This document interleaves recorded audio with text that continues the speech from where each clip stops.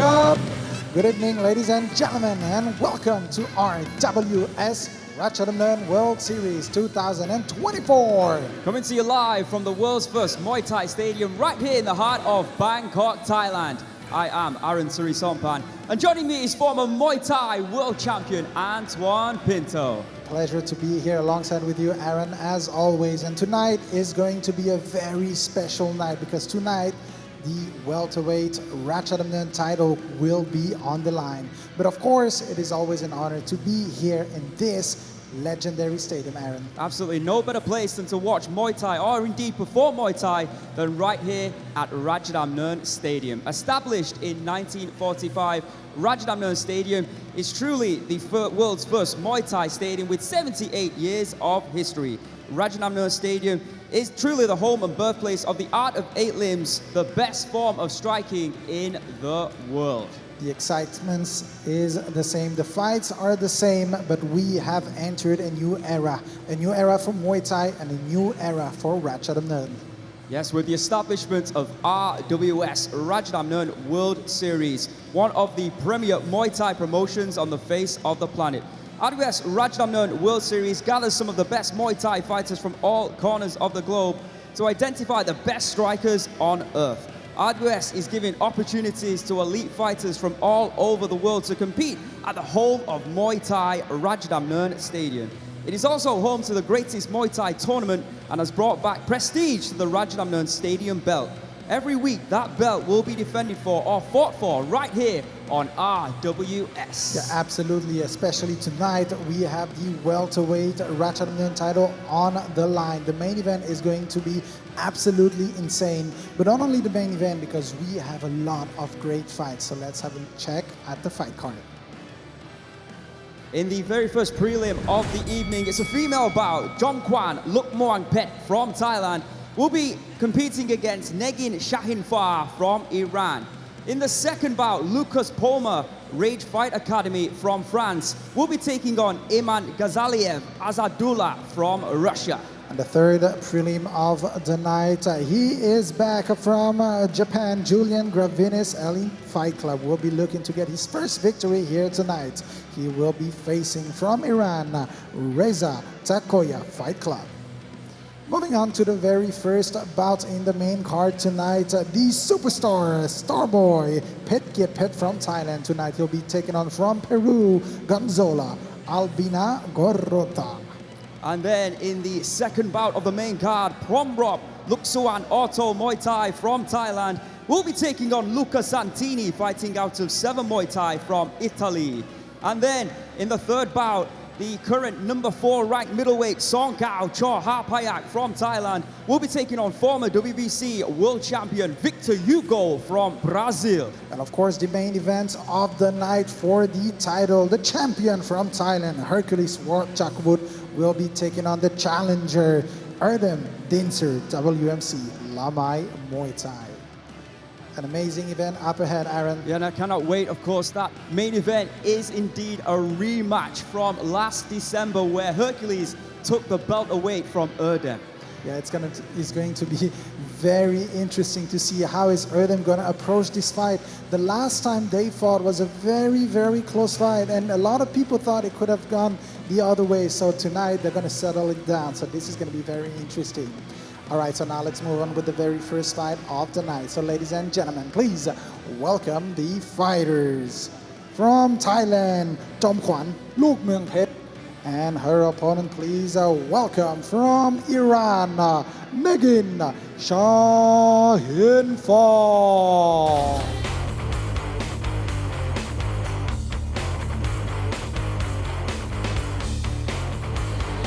There we go with the very first fight of the night.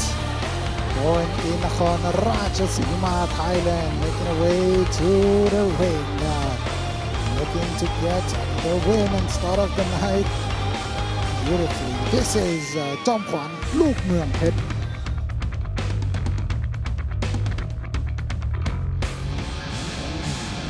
And here comes her opponent, making her way to the RWS ring for the 4th time, Negin Shahinfar. In fact, previous bouts in 2023 in RWS, She unfortunately lost all 3 bouts, so she's looking to find her very first victory in her 4th attempt here tonight in our very first bout of this week's RWS.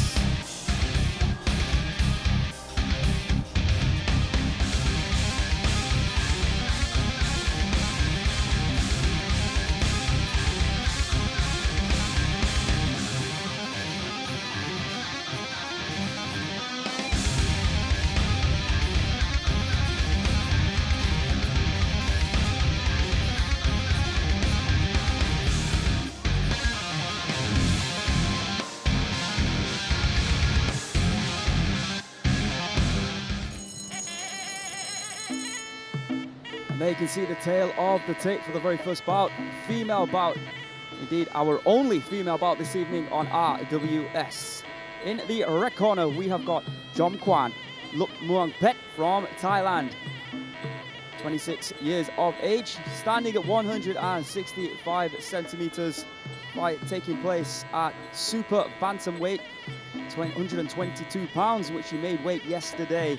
She has a reach of 162 centimeters. She was born in Nakhon Ratchasima, northeastern part of Thailand, the gateway to Isan. She has a professional record of 40 fights with 30 victories and 10 losses. In the blue corner, we have got Negin Shahinfar from Iran, 24 years of age, standing slightly taller than Jomkwan at 168 centimeters. She also made weight on the button at 122 pounds and has a slight reach advantage by 3 centimeters, 165 centimeters. She was born in Iran. She has a professional record of 27 fights, 19 victories and 8 losses, and let's not forget 3 of those losses came here on RWS last year. She lost to Gamlai Pet Yindi Academy. She lost to Runratri, also from Thailand, and she also lost to the Australian fighter Gravinese Soden. So like I said, looking for that very elusive first victory here tonight. Now if you're new to watching Muay Thai, this is the Y crew, done before every traditional Muay Thai bout in honor of the masters trainers. Of course, the gym or fight camp they represent, and you'll see that throughout tonight's fights here on RWS. All 7 fights, which of course leads up to that spectacular main event, the rematch that the world has wanted to see. Hercules, the champion, the Rajadamnern Stadium welterweight champion, relatively newly crowned as well, back in December, where he defeated the then champion Erdem Dincer. A lot of people believe that Erdem Dincer should have won that fight. He should have got his hand raised. He should have retained the title, but that was not the case. Hercules Warjakrawut that night walked out the ring, the newly crowned champion. Tonight, Erdem Dincer gets a chance at retribution and gets a chance to take that belt away back to WMC Lamai in Koh Samui. In the meantime, we've got the females of RWS to start the proceedings. This is actually, well, I was building it as week 2 of 4 scheduled Rajadamnern Stadium title fights. Indeed, we've added a couple more stadium fights to that list, which of course me and Antoine will be talking about later on here tonight. But in the meantime, it's the very first bout of the evening. In the red corner, we have got Jomkwan Pet from Thailand. And in the blue corner from Iran, Negin Shahinfar. For the first time tonight, the voice of RWS, the voice of Rajadamnern Stadium, Mr. Beer.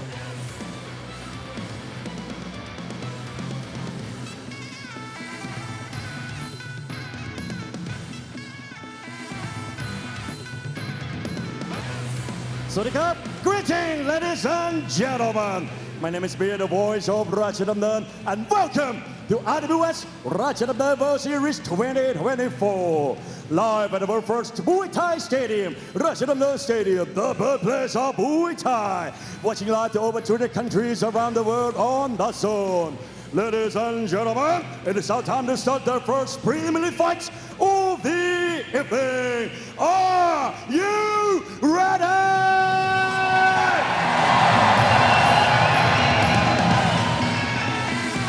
This is Muay Thai. This is Rajadamnern. Introducing our referee on stage, Mr. Sayan Reung.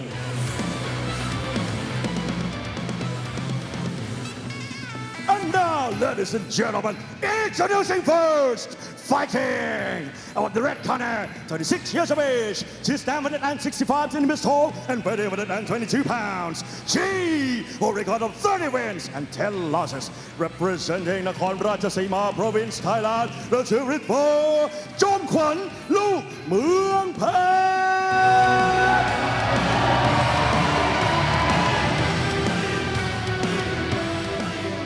And her opponent, fighting of the blue corner, 34 years of age. She's 168 centimeters tall and weighing 122 pounds. She holds a record of 19 wins and 8 losses. Representing Iran, the jury for Gulabdang, Negin, Shahinfar.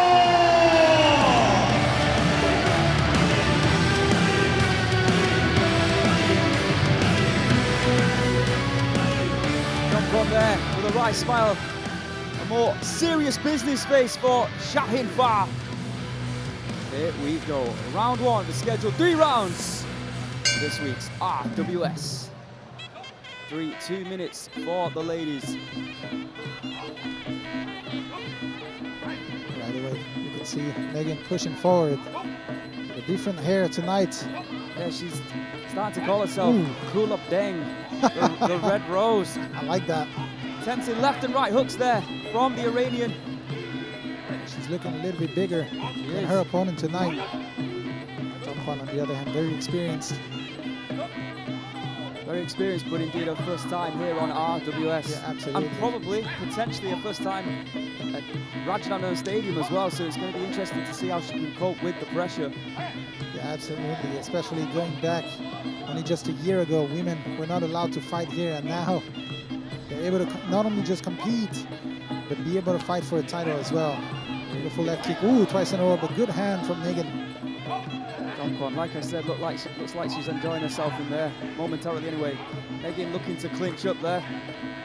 Attempted elbow within the clinch. Warning shots here for Jomkwan. Negin looking very focused tonight.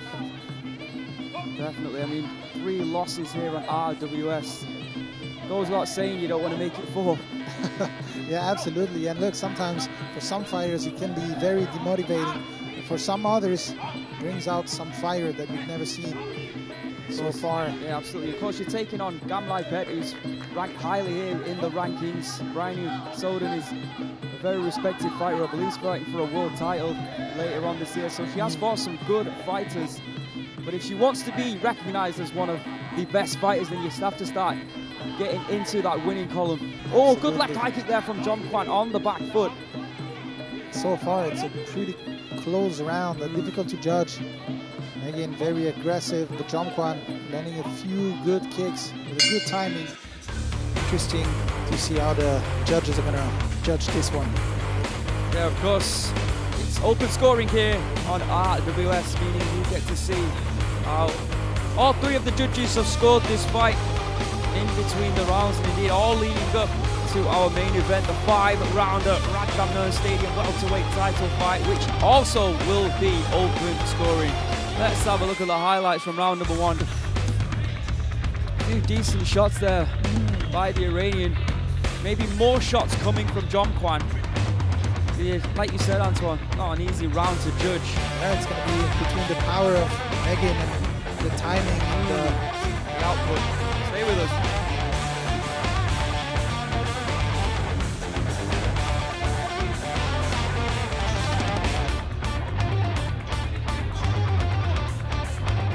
Ladies and gentlemen, in the first round, all 3 judges score red 10, blue 9. Who lost round number 1, Negin Shahinfar. All right, here we go, round number 2. As we can see the aerial shot here of a beautiful Rajadamnern Stadium. There's more kicks here coming in from Jomkwan, and just like you said, Antoine, she's not blocking those kicks. It's very easy for her to get through. Yeah, and this is why now Jomkwan looking even more confident. Perhaps the first round, she was still trying to look out for her opponent. What is her good attributes? And now that she's even more confident and won it, well, you can expect even more kicks. Good block there, much better from Negin. She needs to stay close though. She can't stay on the kicking range. Ooh, jumping the attempt. Yeah, and I think just like you said, she's starting to hesitate now because she's worried about those kicks. And she gets clipped with a left hand. Nice combination there from Jomkwan. I'm not sure how many got through, but that left hook did at the end. Better round from Jomkwan. Yeah, even better than it was in the first round. Negin, on the other hand, she needs to stay aggressive. She needs to stay close. And she needs to defend those kicks. Yeah, she's not looking fluid right now, is Negin. She doesn't really know how to penetrate the defense of Jomkwan. It's frustrating for her, you can already see that. We're already in round number 2, of course, but she's having struggles against Jomkwan right now. Yeah, you're right, she's hesitating now. Not really sure how to get in without getting kicked right now. And it's all about the footwork and the timing right now.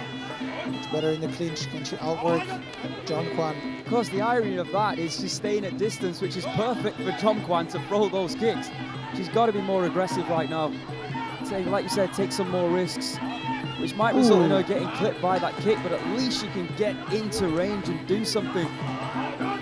Absolutely, and you can see the small steps from Jomkwan going backwards, just waiting for the right timing to throw that kick. Good elbow there. Yeah, it was the coach of Negin that was telling her to go in with elbows, but indeed it's Jomkwan at the end of the round there, going in with elbows of her own. Frustration for Negin. Jomkwan looking good there in round number 2. Looking nice and relaxed. Not only competing here at Rajadamnern Stadium for the first time, but I'm pretty sure this will be amongst the amount of people who have got eyes on her watching her fight. Let's have a look at the highlights from round number 2. See the fluidity there of Jomkwan attempting flying knees, going in with that kick to the body, doubling up, throwing hands at will. Negin did have a few moments, but compared to Jomkwan, it was nothing.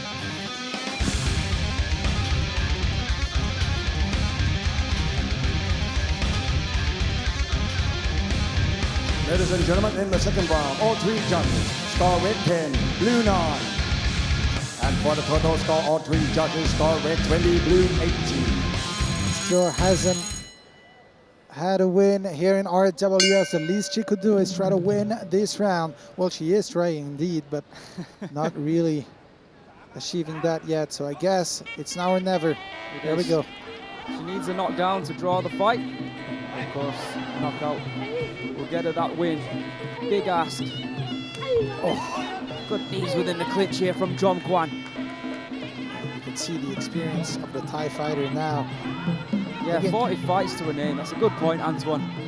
Oh, good left hook there. She almost walked into that one, trying to sidestep. She got clipped with that left hook from Negin. Knees there from the Iranian. Better start there from Negin. She needs to stay consistent with the combination. Stay close.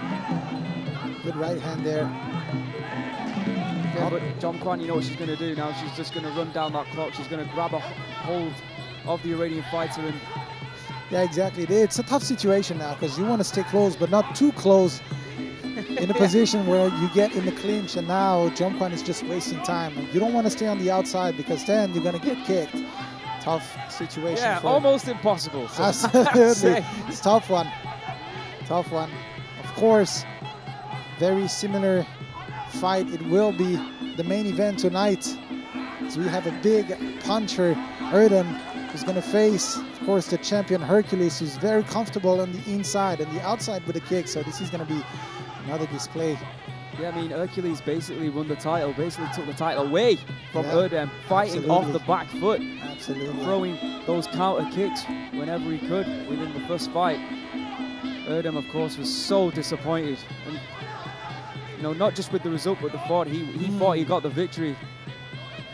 Of course, it doesn't stop there because whoever wins this fight, Oh, big right hand there. Sorry to cut you off. no problem. You would think that Retiwadar will be next for whoever wins this fight, of course. Absolutely. Just keeps on coming here on RWS as we end the third and final round. Job well done for Jomkwan.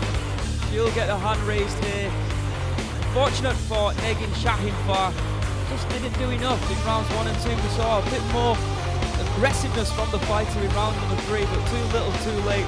Like I said, a great debut for the very experienced Jomkwan. Let's have a look at the highlights in round number 3. Just using that experience with Jomkwan. Sorry, that was in round number 1, wasn't it? As we go through the rounds here. But yeah, a lot to work on for Negin. She's been in the RWS 4 times now. She's tasted defeat 4 times. I'm not sure what will be next for her. But for Jomkwan, another super bantamweight opponent will probably await her not too distant future here on RWS. Alright, let's get the official decision from our MC in the ring, Mr. Beer. Ladies and gentlemen, after 3 rounds of Muay Thai action, we go to the judge scorecard. The first judge scored is Bout 30-27. The second judge scored 30-27. And the last judge scored 29-28. Declaring your winner by way of unanimous decision.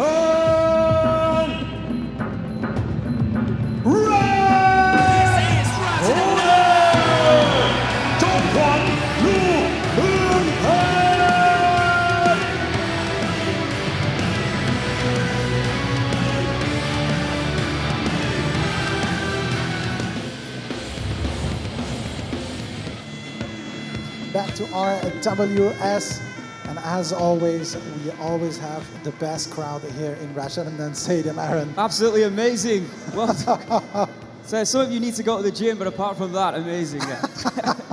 Yeah, and of course, after this, we have a lot more of kiss cam, drinking cam, dancing cam, so you're going to get to showcase a lot more skills tonight. Going back to the fights, how was we the also first have some fight? fights as well. We have that as well, yes. Yeah, no, a beautiful performance there by the debutant Jomkwan, controlling the fight for all 3 rounds. Can't wait to see her again here on RWS. All right, moving on to the second fight of the evening. So ladies and gentlemen, please welcome the fighters from France, Luca, Poma, and his opponent from Russia. Please welcome Imangazaliev, Asadula.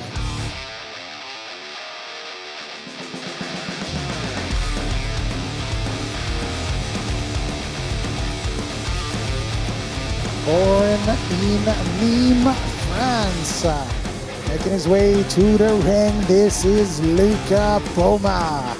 Tough challenge for him tonight at 144 pounds. Can he get the win? Welcome, Luca Poma.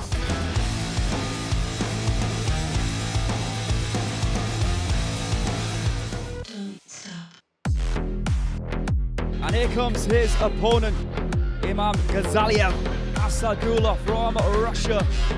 Seen some tremendous fighters coming from Russia, and of course, we've seen some warriors throughout the combat world from Dagestan.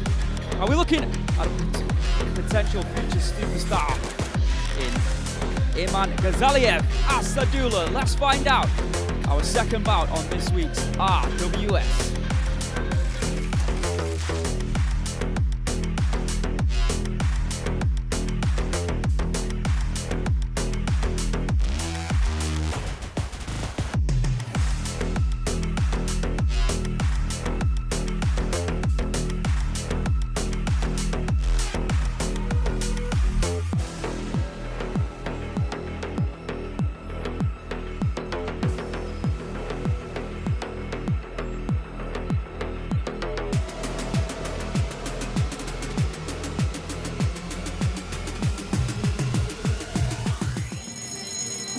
All right, let's have a look at the tail of the tape for the second bout this evening here on RWS.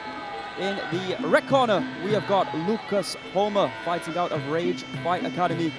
from France, 29 years of age, standing at 170 centimeters. He weighed in at 144 pounds and has a reach of 168 centimeters. He has a professional record of 21 fights with 11 victories and 10 losses, and indeed he has fought here on RWS. Last time out, he lost to a Thai fighter by the name of Krit, and that was on December 2nd. In the blue corner, we have got Imangazaliev Asadula from Russia, fighting out of Venom Muay Thai, just 20 years of age, 11 centimeters taller than Lucas at 181 centimeters. He weighed in at 102.8 pounds and has a massive reach of 183 centimeters. He was born in Dagestan in Russia, a man with a big amateur background indeed. He is an IFMA, the amateur ranks of Muay Thai, a gold medalist. But at professional ranks, he is currently undefeated in 3 professional bouts. But like I said, he actually won the IFMA gold medalist, I believe, at 60 kilograms, where he defeated Sao Tol, who was, should I say, a stadium stalwart here in Thailand, one of the stadium superstars who actually was supposed to go over to those world championships and get the gold, but it was indeed Imangazaliev Asadula who took that home back to Russia. Of course, we've seen some tremendous fighters fighting out of Venom Muay Thai. They really have exploded as a gym onto the scene of Muay Thai, and indeed in his corner you see a couple of very, very good Muay Thai fighters indeed. One of which is Abdullah Dayakiev, who was a victor on Friday night in the sport of Muay Thai and has competed here on RWS a couple of times as well. All right, so second bout of the evening, and a fight that I am very much looking forward to. And I've got to be honest, I'm looking forward to seeing Asadula. In the red corner, we have got Lucas Poma from France. And from Russia, in the blue corner, fighting out of Venom Muay Thai, Imangazaliev Asadula. With the introductions, Mr. Beer.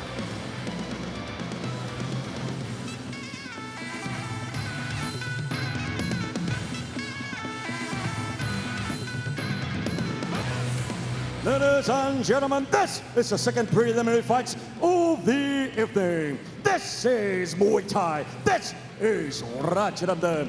Introducing our referee on stage, Mr. Kritsanat Bunyad.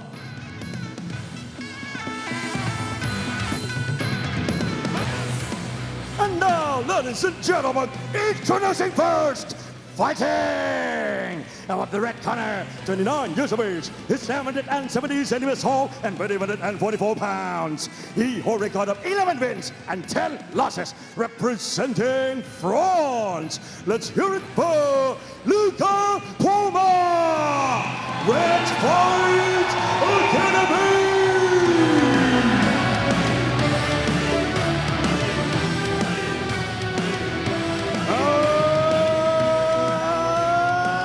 His opponent fighting out of the blue corner, 20 years of age, his 181 centimeters tall and weighing 142.8 pounds. He holds a record of total 3 wins, representing Russia. Let's hear it for Imangazaliev Asadula.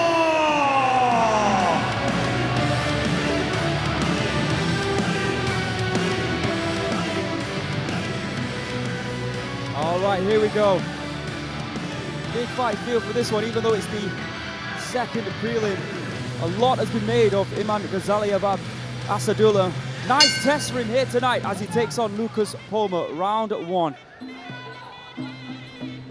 Inside kick there by Poma. And outside kick, nicely done. Left high kick there by Asadula. You can see the height advantage clear. Yeah, absolutely, and I feel like there's always a high expectation coming from the Russian fighters. So many good fighters right now, and wow. That's a double whammy. He's Russian and he trains out of Venom Muay Thai. Absolutely. It can't be bad. Absolutely. Tip there from Asadula. already said as well that Lucas Poma was a late replacement in this fight. He's supposed to be a Thai fighter competing against Asadula. He looks for a big right hand. You can see Luca Poma looking a little bit tense right now. And wow, Russian fighter flying right now. Yeah, Asadula looking very relaxed, but on a mission to try and finish this fight. Potentially left high kick there. Big right hand. Lucas Poma in trouble here. Down he goes. What a start by Asadula. And it's all over. Just like that.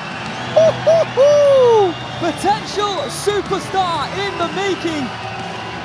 Wow. You announced it. He delivers. Wow. What a performance. Everyone connected who knows about this guy, Imangazaliev, Asadula, well, everyone around the world now knows who you are and knows the potential that he has. Are we looking at a potential possible contender for the Rajadamnern welterweight title?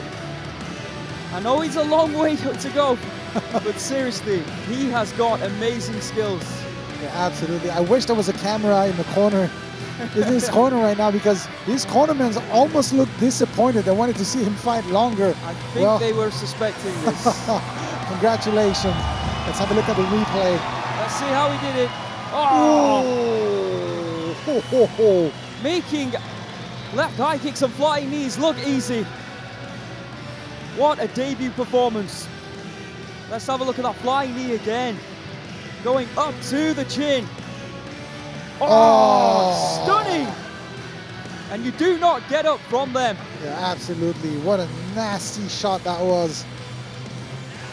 All right, with the official announcement, Mr. Beer.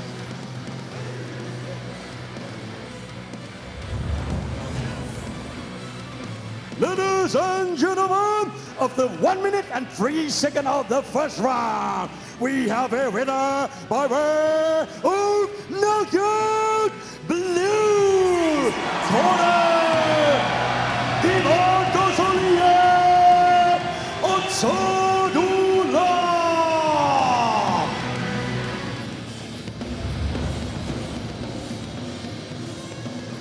Back to RWS. I want to go back to that fight. What a knockout that was, Aaron. Yeah, absolutely impressive by Imangazaliev. I think a lot of people around the world who know about the talent of that boy will not be surprised by the way he did perform.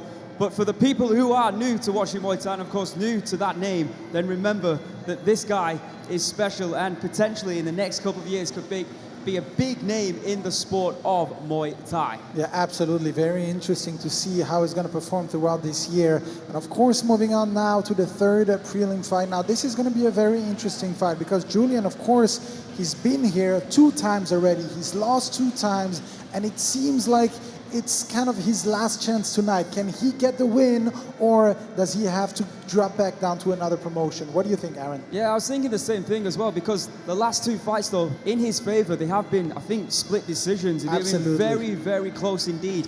For him, and I think your brother, who controls the camp that he is in, they need to start quick. They need to start fast. And they not need to leave it into the hands of the judges for the whole 3 rounds. Yeah, absolutely. But again, we know that it's always a lot of pressure. You get here, fight in the biggest stadium in the world of Muay Thai. It's not an easy task, but tonight I do believe that is going to be very interesting and a lot of pressure. And of course, let's not forget Reza on the other side. It's his first time here, and I do believe that he wants to show that he deserves to be in this show. Yeah, it's the first time here in RWS, but I do believe that he's performed on the RKO show, the knockout show, a few occasions and performed very well. And of course, we've seen some amazing fighters from Iran over the months and weeks here on RWS. So a big fight coming up right now. All right, so with that being said, ladies and gentlemen, please welcome the fighters. From Japan, Julian Gravinese, and his opponent from Iran, please welcome Reza Tokaya Fight Club.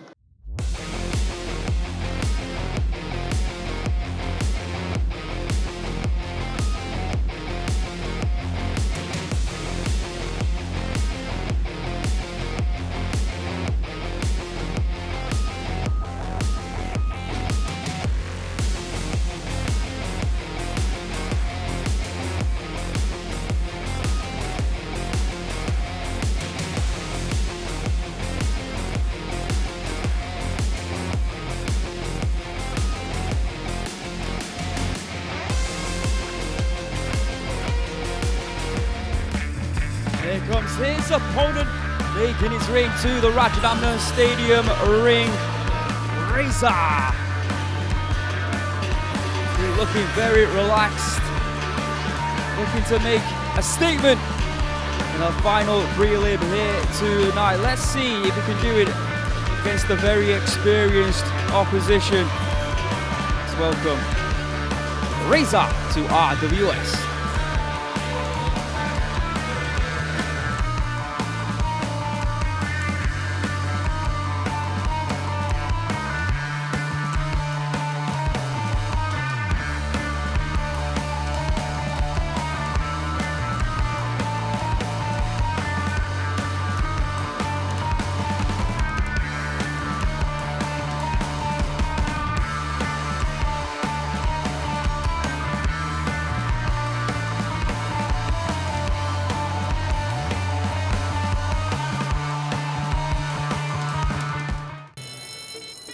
There you can see the tail of the tape for the third and final prelim of this evening's RWS. In the red corner, Julian Gravinese is representing both France and Japan. 28 years of age, standing at 172 centimeters. He weighed in at 138.7 pounds. The limit was 139 pounds. He has a reach of 172 centimeters. He was born in Kanagawa in Japan. He has a professional record of 32 fights, 26 victories, 5 losses and 1 draw. Just like Antoine was saying, 2 of those losses have come here on RWS.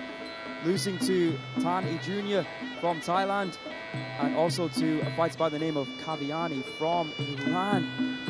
In the blue corner, we have got Reza from Iran. Reza Razavi. A lot of experience in kickboxing before he came to Muay Thai. He's 34 years of age now. Similar height, 170 centimeters. And also weighed in 138.7 pounds. He has a reach of 168 centimeters, so a 4 centimeter reach to Julian. He was born in Shiraz in Iran. He has a perfect undefeated record, 10 fights, 10 victories for the Iranian fighter. Let's not forget, boys and girls, the main event here tonight, this packed house here at Rajadamnern Stadium. We have got the rematch that everybody wanted to see. The current Rajadamnern welterweight champion, Hercules or Jakrawut from Thailand, will be taking on the man who he took the belt away from last December from Turkey, Erdem Dincer WMC Lamai. It's going to be a very tense and very nerve-wracking main event. Neither of those fighters want to lose, of course. And somewhere down the line, we might see the superstar, the 2023 welterweight tournament champion Retiwada Pet Yindi, take on one of those winners. Now, I don't know that for a fact, but I am suspecting that could be the case. We've got some fantastic fighters, of course, in the welterweight rankings. Not only have we got the champion Hercules, but we've also got Erdem Dincer, Retiwada, Senpon as well. And you never know, in a few years' time, maybe not even that, you might hear the name Imangazaliev Asadula added to those rankings at one point. What an incredible flying knee that was by a potentially incredible fighter. But in the meantime, the third and final prelim this evening. A lot of pressure there on Julian as he goes through his Y crew. He's warming up, taking his time, feeding off the crowd who seem to be very much behind him. Taking on Reza, new to RWS, but like I said, undefeated record, 10 fights, 10 wins for that man, Reza. But has he ever competed under the bright lights of Rajadamnern Stadium to potentially millions of people watching around the world, live on DAZN to 200 plus countries and territories? It's a whole new ball game when you step inside the ring here on RWS, and we've seen many good fighters not rise to the occasion. Let's see what Reza can do. He's looking very relaxed now. We've also got now our main card later tonight. We've got Promrob, who's a stadium star here in Thailand, and we've got the returning Starboy as well. It's always entertaining with Starboy around. He's had 4 fights in RWS, 2 wins, 2 losses. It wouldn't surprise me if something spectacular happens here tonight. Other than that, we've also got Sornkhaw as well, who's number 4 in the middleweight rankings. He'll be in the co-main event against a former WBC world champion by the name of Victor Hugo. That's a very high-level contest in our co-main event. Here you can see Julian. He's going bow and arrow with this one. Here's the first shot. Here comes the second shot. Still a miss.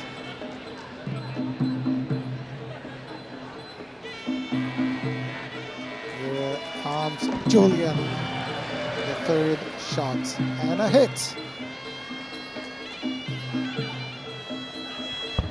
Beautiful wide crew there by Julian Gravinese. It's now time to showcase the Muay Thai skills. Third bout of the evening. In the red corner, Julian Gravinese, representing both France and Japan. And in the blue corner, from Iran, we have Reza with the introductions for the third and final prelim. Mr. Beer.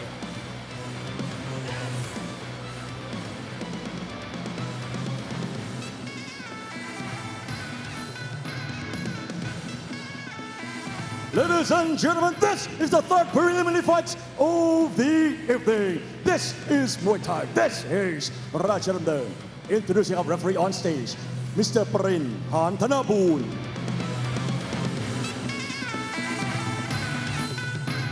And now, ladies and gentlemen, introducing first, fighting out of the red corner, 28 years of age, his diamond and 72 centimeters tall, and weighing 38.7 pounds. He holds a record of 26 wins, 5 losses, and 1 draw. He is French-Japanese warrior fighting out of Kanagawa, Japan. Let's hear it for Julian! Gravinese Elite Fight Club!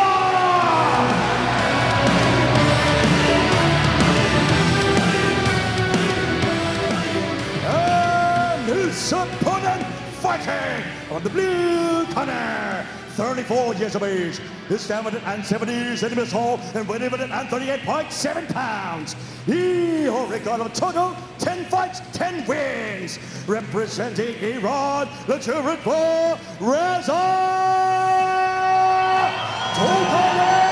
Fight Club!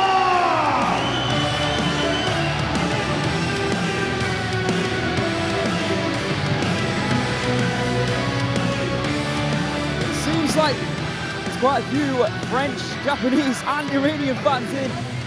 Atmosphere electric for this one, the third and final prelim before we hit our main card. Here we go, round 1 of a scheduled 3 rounds.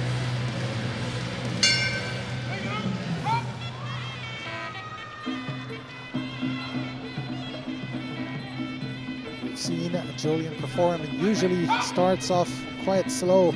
It's probably been the issue he's had here in RWS. Agreed, definitely. Left kick to the midsection there by Reza. Good right hand to the body. Inside kick by Reza. Yeah, Julian straight away took to the center of the ring. But now on the back foot a little bit. Good blocks there by Reza. Inside kick by the Iranian. Yeah, Reza very active right now. He knows he needs to be pushing forward early on. Good hook there. Yeah, sneaky right hand through the guard. Julian trying to take him off his feet. He steps forward looking for that left hook. Reza just ducks under at the right time. Sneaky. Good movement there. Oh, big uppercut there from Reza. Just blocking that left hook, but he eats a right. Julian now pushing him back. Inside kick. Julian way more aggressive than he was in his previous fights. And usually he wakes up in the third round, but it's nice to see him very active early on, but Reza very active early on as well. Good right hand there from Julian. Yeah, back and forth. We go in this first round. Good 1-2 combination there by the Iranian, then follows up with a left kick to the body and then a left hook. A 4-piece. Good even matchup this one. It is. Both fighters not giving up. Reza happy to fight on the back foot and down. He goes and out. He is. Wow. Huge left hand. And Julian is down for the count. Reza making a statement here tonight in round number 1. How about that? I mean, he was digging a grave, but my goodness. A shot.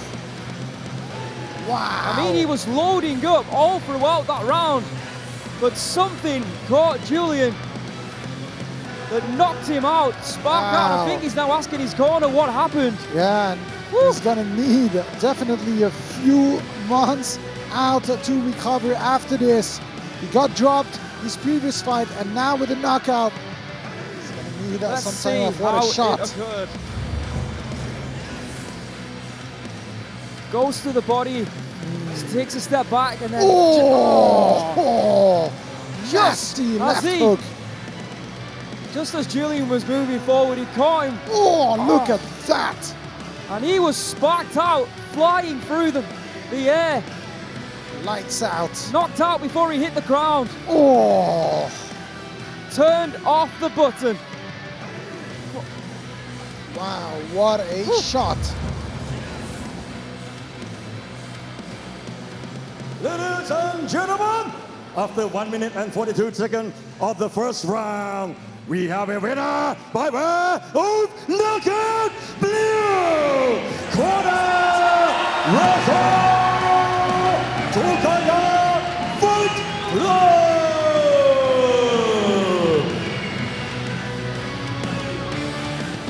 Back to RWS. We're now done with the prelim fights and soon getting to the main card in about 10 minutes. But before we get there, I want to have a quick recap on what happened throughout the night. So the very first fight, Aaron, we had Jomkwan.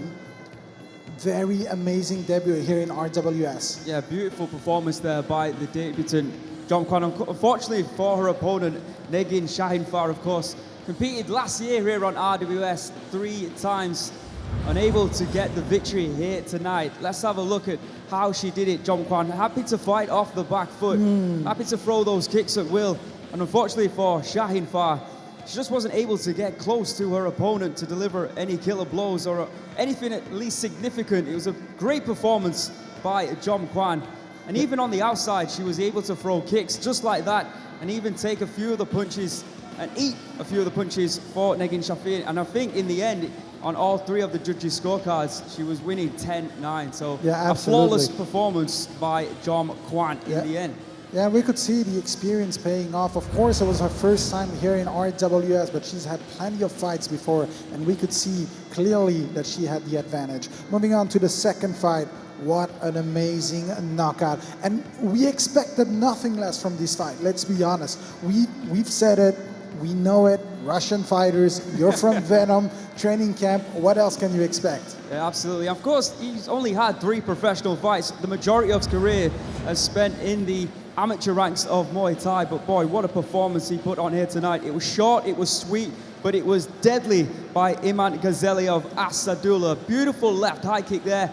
You can see already Luca's Poma on the back foot. And even with a high guard, you can see that he was able to sneak that right knee through.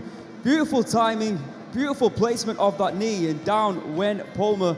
And there was no way he was going to get back up from such a shot like that. It was, like I said, absolutely flawless by Asadula, and I already can't wait to see him here again on RWS. I'm already thinking of welterweights that he could take on. Is it too early for him to take on someone like Senpon? Slow down, Aaron, slow down. I mean, yeah, it's very interesting. It's always amazing to see new fighters, especially with performance like this.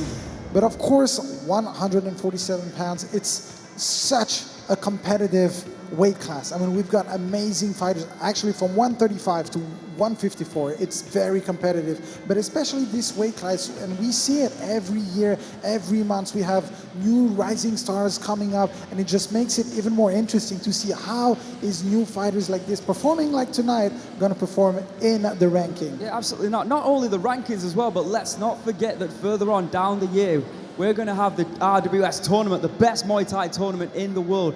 And a lot of fighters are now showcasing those skills. It's almost like an audition to get into that tournament. And I think if there is a 147-pound welterweight tournament, we could be seeing the name Imangazaliev Asadula from Venom Muay Thai in that tournament potentially. There's a lot of money at stake, and to win that tournament, of course, you can build your name. I think that would be a great place for him to start. Yeah, absolutely. It'll be very interesting to see him back here. And of course, the third and last prelim. What an amazing performance from Reza. I mean, out of nowhere. We've never seen this man compete in RWS. That was his very first time. The pressure was on the Japanese fighter. We knew it was probably his last chance to showcase something here. And wow. You have to look at this punch again, Aaron. Yeah, I mean, it looked like that Reza was throwing a lot of shots, but that absolute hammer blow of a right hand knocking down Julian Gravinese. But I was just about to say, Julian was going back and forth with Reza for all that first round, but that's what can happen in Muay Thai. You drop your guard, one big left hand. That man has got serious power. And unfortunately for Gravinese, yeah, 0-3 here on RWS, taking another loss with him. Now, you went backstage to see him. How is he doing back there? He's, I'm going to be honest, he doesn't know what happened. He's asked probably 5 times, how did he get backstage? What happened through the fight? He's concussed. How did he get knocked out? So he's definitely going to need a long time out. And look, this is part of the sport. Yeah. The kid has got skill, he's got the will, he's very hard working in training, but sometimes things like this happen and you gotta get with it. Yeah, absolutely. And of course, the night belongs to Reza. Congratulations to him and his team. Another fighter that I'm sure we'll see again here on RWS. But let's not forget why we're here. The main event tonight, the 5-rounder for the Rajadamnern Stadium welterweight title. The current champion, Hercules Jackrawut, will be defending against the man who he took that title from, Erdem Dincer from Turkey. Yeah, this is going to be another very interesting fight. Of course, Erdem Dincer, he was the champion until he lost to Hercules. So this is a back and forth action between these two fighters. Of course, the previous fight, Hercules coming out as the winner, but a lot of people didn't agree with the decision. And here you can see the champion, Hercules, warming up backstage, getting ready for the title fight tonight, Aaron. Yeah, obviously, I think a lot of people didn't expect Hercules to actually defeat Erdem Dincer. Yeah. I feel like there's a lot of pressure off his shoulders. He's a 2-time Rajadamnern Stadium champion, and there you can see, just feet away, the challenger, the man who he took that title away from last December, Erdem Dincer, who believes that he shouldn't have even lost the last fight. It's going to be a spectacular main event, so stay with us for that one here on RWS. All right, it's going to be probably another 10 minutes, and we will be back with the main card. Stay tuned. Ladies and gentlemen, introducing our Thai traditional music band, Rajadamnern Big Law Orchestra.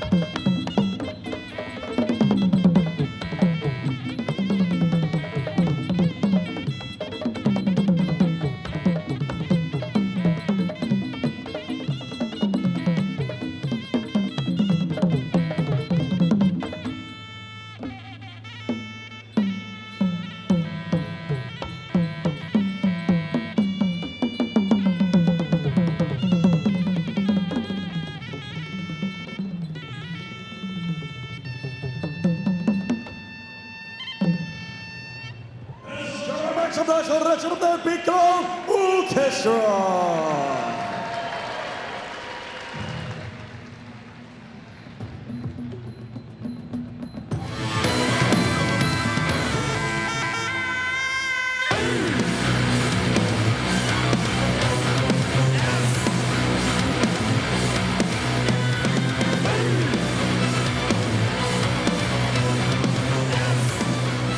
Back to RWS Rajadamnern World Series 2024, and now moving on to the main card, Aaron. Yeah, we've just witnessed a spectacular prelim, 2 first-round knockouts, to say the least. But yeah, it all leads up to this main card, and of course, that incredible main event, the rematch that all the fans around the world of Muay Thai and of RWS have been waiting for, is finally here. Yeah, absolutely. But before we get there, I want to remind you guys that we are going to Japan very soon, Aaron. We're going to get to see some of the best Muay Thai fighters face each other in Tokyo. Absolutely. On the 12th of February, like Antoine said, some of the very best fighters from around the world will be competing in Tokyo, Japan. There you can see the fight card. The co-main event will see Lamna Moonlek taking on Renta. But in the main event, Prao, the current Rajadamnern Stadium Super Flyweight title champion, will be taking on the interim champion Nadaka, one of the pound-for-pound greats. Yeah, this is going to be very interesting here. You can see on the left, the champion Prao, 2-division champion, will be facing Nadaka, the very first non-Thai to become 3-division Rajadamnern champion, the superstar from Thailand to face the superstar from Japan. Stay tuned on the 12th of February on DAZN. All right, back here in Rajadamnern, an amazing event up ahead. Of course, like Aaron said, the main event is going to be absolutely incredible. But other than that, we have also some amazing fights in the main card. So let's have a last check at the fight card. In the very first bout tonight, he is back. Starboy Pet from Thailand. Tonight he'll be taken on from Peru, Gonzalo Albinagorta. And then moving on to bout number 2, a fighter I can't wait to see here tonight. Promrob Luksawan Auto Muay Thai from Thailand will be taking on the Italian fighter Luca Santini, fighting out of 7 Muay Thai. And then in the co-main event, the third bout of the evening, we've got Sornkhaw Chor Hapayak, currently ranked number 4th in the middleweight division here at Rajadamnern, taking on the former WBC world champion Victor Hugo from Brazil. And of course, the main event of the night from Thailand, the champion Hercules Bout. Tonight he'll be taking on ranked number 1 from Turkey, Erdem Dincer, WMC Lamai Muay Thai. All right, so now let's move on with the very first fight in the main card of the night. So please welcome the fighters from Thailand, Starboy Pet, and his opponent from Peru. Please welcome Gonzalo Albinagorta.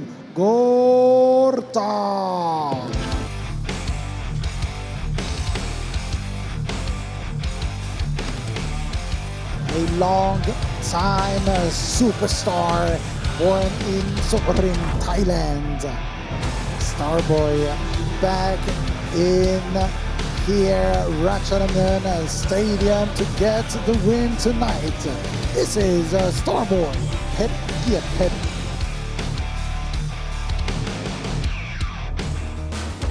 And here comes his opponent from South America with love.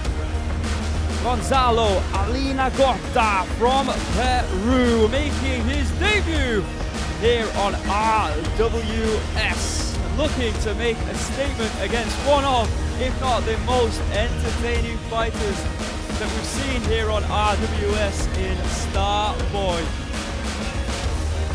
The results of Starboy are inconsistent, but the results are not. Let's see how he performs here tonight. Welcome Gonzalo Albinagorta to RWS, the first fight of the main card here tonight.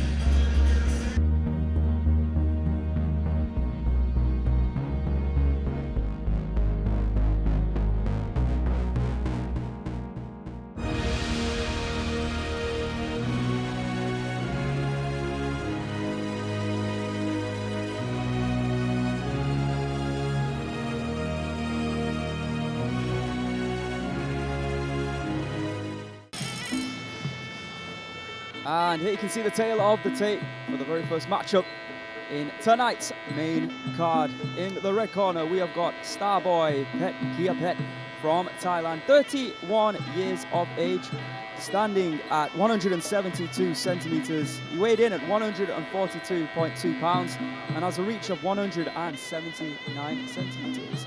Was born in Surin in Thailand, the same place as Buakau. He has a professional record of 51 victories with 16 losses and 5 draws. Super tournament champion, Kia Pet promotion star, known for his aggressive style and also his durability. However, saying that, he has had 4 fights here in RWS. Started off fantastic in this promotion, knocking out the Cambodian Chan Buonlup in the very first round. Then, in his next fight, he makes a record as being knocked out in the very first round against Adam Noy in record time. He then, in his third bout, goes on to face a fighter by the name of Kijani in what was an incredible fight, maybe fight of the night. He gets the victory in that one, and then in his last appearance, he gets knocked out against Abduliev. So inconsistent, but consistently entertaining is Starboy. And I'm already looking forward to seeing what we're going to get from him here tonight. You just never know. Taking on Gonzalo Albinagorta in Fight Lab Peru, in his native country. Here he trains out of Luc Nong Seng. We've seen a lot of fighters from that gym over the weeks here on RWS. In 2023, he had 2 fights, winning both of them. And he's competed on the feeder show RKO Rajadamnern Knockout, winning by knockout. And he says his favorite 2 fighters are Sornkhaw. Of course, who's not a fan of Sornkhaw? And listen to this one, Erdem Dincer. That's incredible. So, and he says that he loves punches, he loves elbows, and he's had a fantastic prep for this fight. And he says that he wants to go away from this night having made a name for himself. I've got to tell you what, after we've witnessed what we've witnessed in the prelims, that wouldn't surprise me at all. It's been a spectacular night of action so far, boys and girls. If you've just joined us, the prelims, we saw a beautiful performance in our first bout by Jomkwan, and then we saw 2 highlight reels, spectacular knockouts. A flying knee by Imangazaliev Asadula from Russia in bout number 2, and then an absolute mammoth punch by the Iranian Reza in prelim bout number 3. So like I said, this night is all about the Rajadamnern Stadium welterweight title. Hercules Warjakarut, a fighter who is now a 2-time Rajadamnern Stadium champion. In 2018, he captured the mini flyweight belt at 105 pounds, and he actually lost that belt to Nadaka.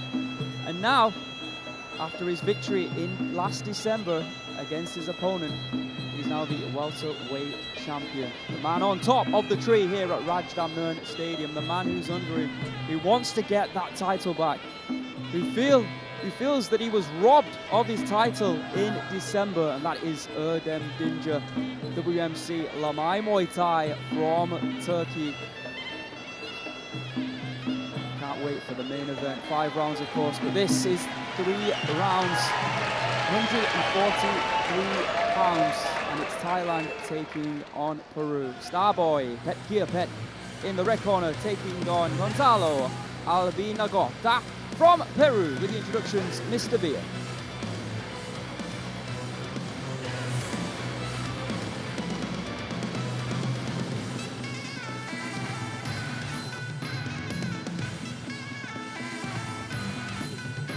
Ladies and gentlemen, we are now entering the main card. Today we have 4 bouts on the main card, featuring the main event of the evening, Rajadamnern Stadium welterweight title match between the current title holder from Thailand, Hercules Warjakarut, versus the former title holder from Turkey, Erdem Dincer, WMC Lamai Muay Thai. Ladies and gentlemen, it is now time to start the first main card of the evening. We are live from the birthplace of Muay Thai to over 200 countries around the world. This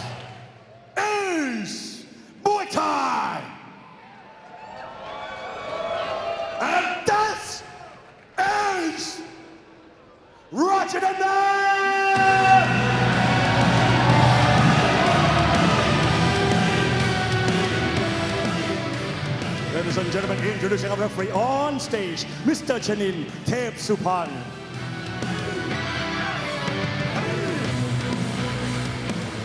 And now, ladies and gentlemen, introducing first, fighting on the red corner, 31 years of age. He's 172 centimeters tall and weighing 142.2 pounds. He already got 51 wins, 16 losses and 5 draws. He is Super Champ Tournament Champion representing Surin Province, Thailand. Let's hear it for Starboy!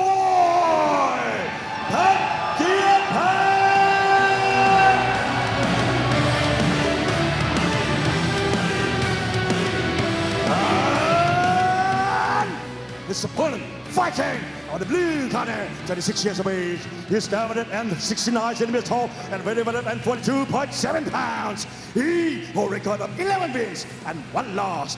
He is 2 times IFMA Pan American gold medalist and Peruvian national Muay Thai champion. Fighting out of Lima, Peru. Let's hear it for Gonzalo Albinagorta.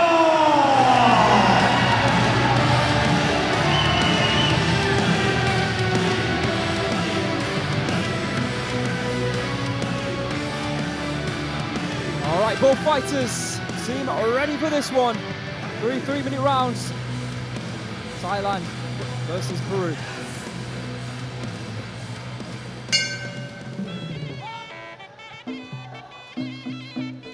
Let's see what Starboy has in store for us here tonight. Beautiful right kick to the body there by Starboy. Oh, good right low kick in reply though from Albinagorta.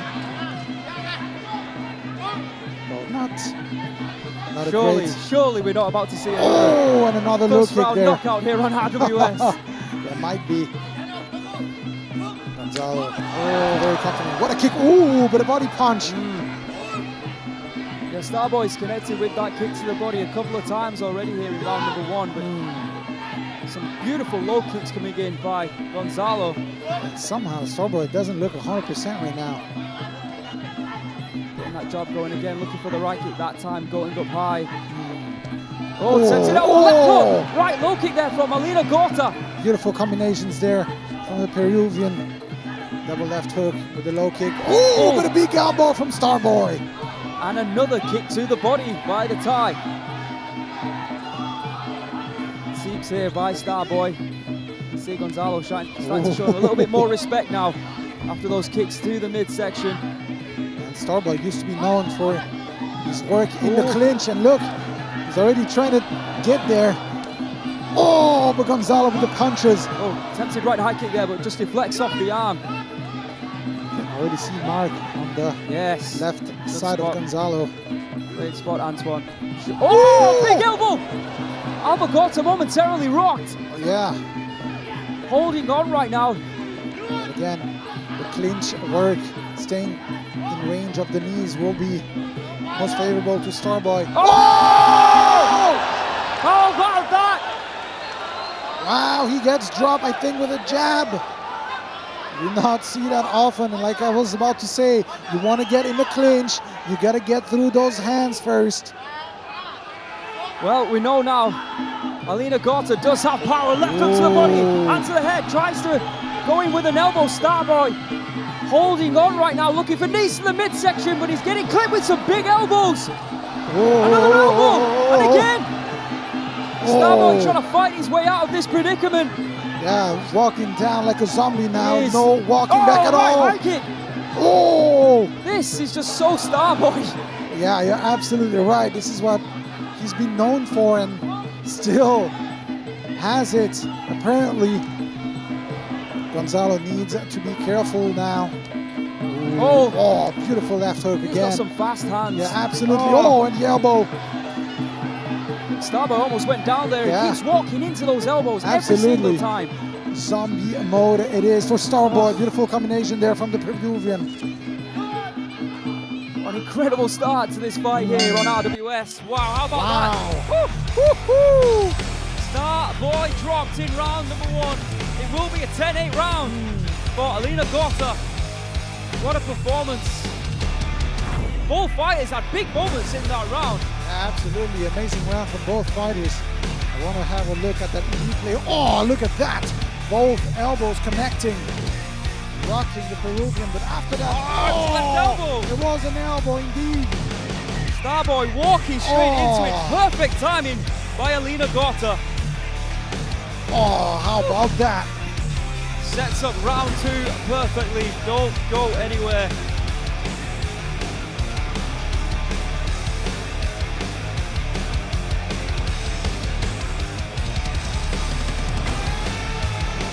Ladies and gentlemen, and the first round, all 3 judges scoring 8, blue 10. Looking forward.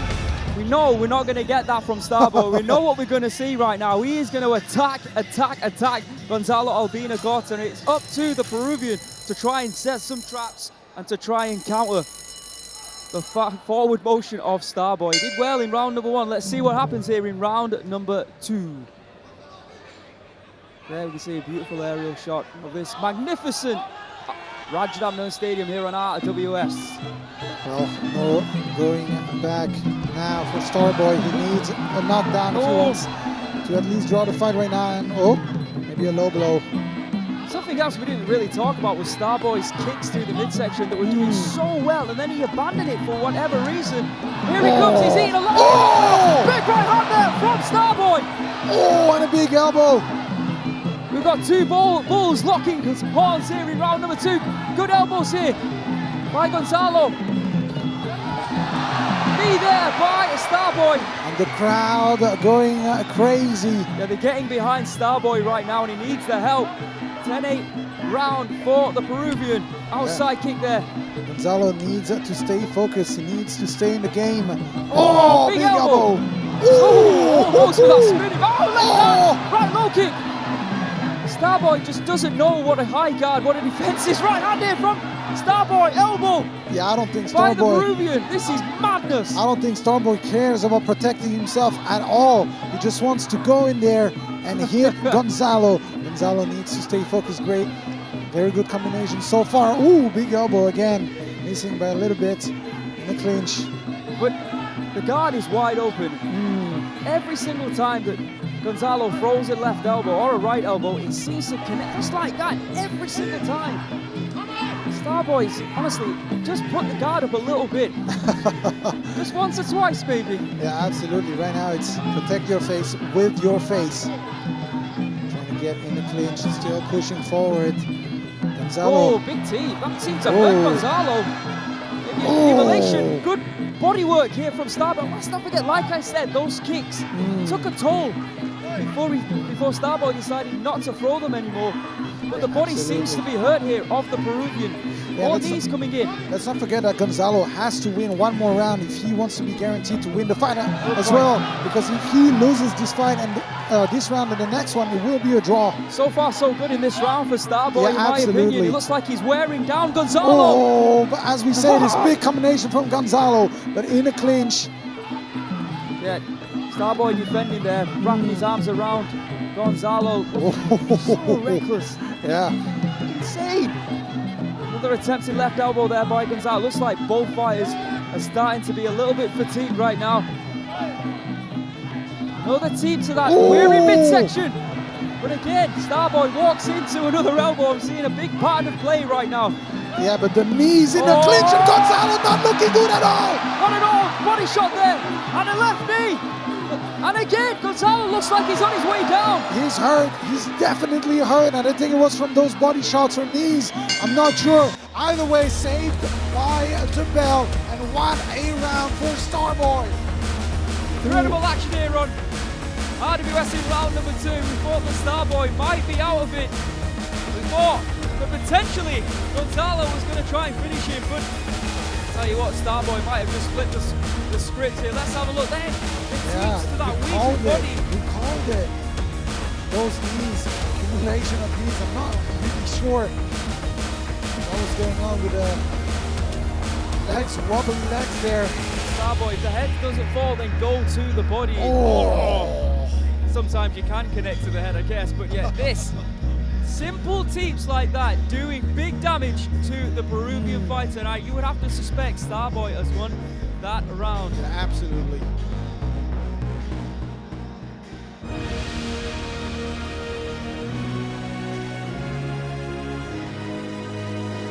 Ladies and gentlemen, in the second round, all three judges score red 10, blue 9. And for the total score, all three judges score red 18, blue 19.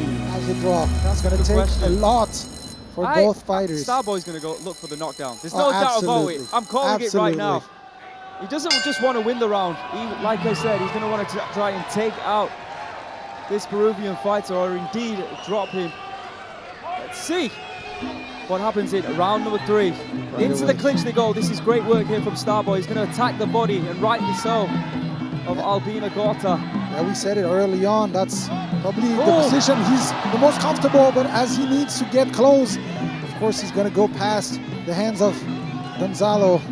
Yeah, good hands there from Gonzalo. Looking for a big elbow. Oh, and a kick now. And you've called it, that push kick, that teep in the second round was probably what took off the wind of Gonzalo, and Starboy should, there we go! Walked into a left elbow. Oh, there's blood all over the there face is. of Starboy right now. Oh, but this man does not stop at all. More elbows coming in here by Gonzalo, and Starboy, he's not going for the body. He needs to go back downstairs. Yeah, absolutely. Right now, I'm not really sure he's 100% no. in there. Well, That looks like it could be a broken cheekbone, honestly. yeah, I'm not sure what it is, but either way, Starboy, no care, still pushing forward. Good knees there from Starboy. Yeah, absolutely. And the fact that Gonzalo is actually, you know, stepping back with his head down like this, it's not going to look good in the eyes of the judges at all. And now the takedown. But cutting Starboy like he has done is going to look good in the eyes of the judges. So far, another very close round. Elbow. Oh, Starboy's doing good in the clinch. he is. He is indeed. And that's And wearing now- down Gonzalo. Just under 90 seconds left of what's been an absolute war here on RWS. Oh, look at the blood flowing down from the cheekbone of Starboy. Oh, and the jab there now. But again, he's not going to the body, and I feel like that's a missed opportunity for Starboy. Throw some more kicks to the body like we saw in round number 1. And of course, those teeps that we saw in round number 2 as well. Yeah, and I feel like he was doing much better at the big left hook. Protecting himself with a teep on the way in, but now that he's not using it anymore. Oh, good right kick that time. Only one we've seen here in round number 3. Now you can see, I think Gonzalo had a second win, but I feel like now he's fatigued. Oh, his my face goodness. is just, Caved in. yeah. Whew. Still a very close round though. It is 30 seconds left on the clock. Starboy's got to try and win this round, remember. Ooh, He's looking for the elbows. But instead he gets clipped by Gonzalo. Yeah, much better work now from Gonzalo in the clinch. Late elbow. There's welts all over the face of Starboy. All swollen as well. That Oh, high kick there from the tie. Good left hook to the body there by Gonzalo. And there it is. We are going to go to the judges. Let's not forget it's What Starboy a has won the fight. round. It will be a draw.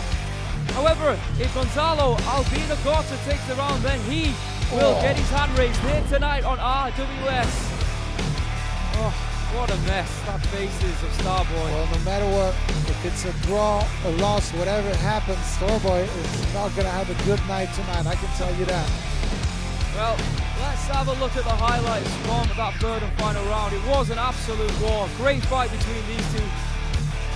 Oh, there was the knockdown in round number 1, that left elbow. Attempted spinning back elbow there by Albinagorta. Left hook. Right low kick by the Peruvian. Both fighters hitting some massive shots throughout that fight. I feel like the war wounds rolled along Starboy. There was that knockdown once again. Desperately trying to stay up on his feet. Big right hand there by Starboy. Huge right elbow. Great fight. All right, here we go. Here's the decision by Mr. Beer. Ladies and gentlemen, After 3 rounds of Muay Thai action, we go to the judges' scorecard. All 3 judges scored is about 29-27. Declaring your winner by way of unanimous decision.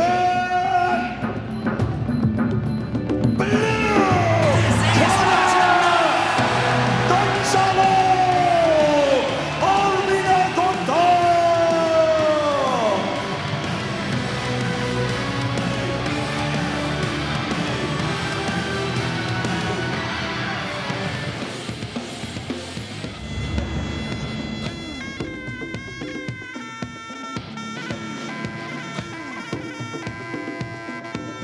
What a way to start the main card. And if anybody thought that Starboy was done, well, not just yet. But again, congratulations to the winner. What a performance tonight, Aaron. Yeah, absolutely astounding. A war from start to finish in that one. You could say that we could potentially see a rematch, but the way that Starboy left the ring, I think we have to change his name to Seeing Starboys, because he took a lot of punishment in that fight. Congratulations to Gonzalo. What a performance here to start things off here on this week's RWS. All right, now moving on to the second fight in the main card. So ladies and gentlemen, please welcome the fighters from Thailand, Promrob, Luca, and his opponent from Italy. Please welcome Luca 7 Muay Thai.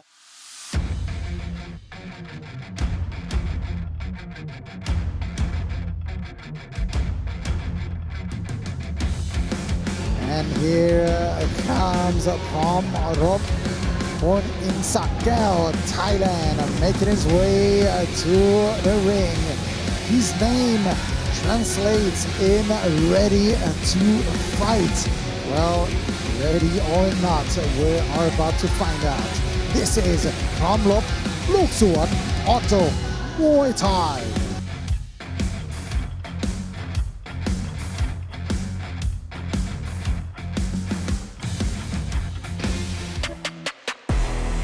And here comes his opponent from Italy. We've got Luca Santini, fighter we have seen here on RWS before. Last year, unfortunately, wasn't able to come away with the win. Let's see if second time's a charm for the Italian Luca Santini, training out of 7 Muay Thai. Big opportunity for Luca, taking on a very good fighter, stadium fighter, the former Promrob. Let's see how we can do. Accompanied to the ring, of course, by Mateus, who we've seen here many a time on RWS. Luca Santini, Italy versus Thailand.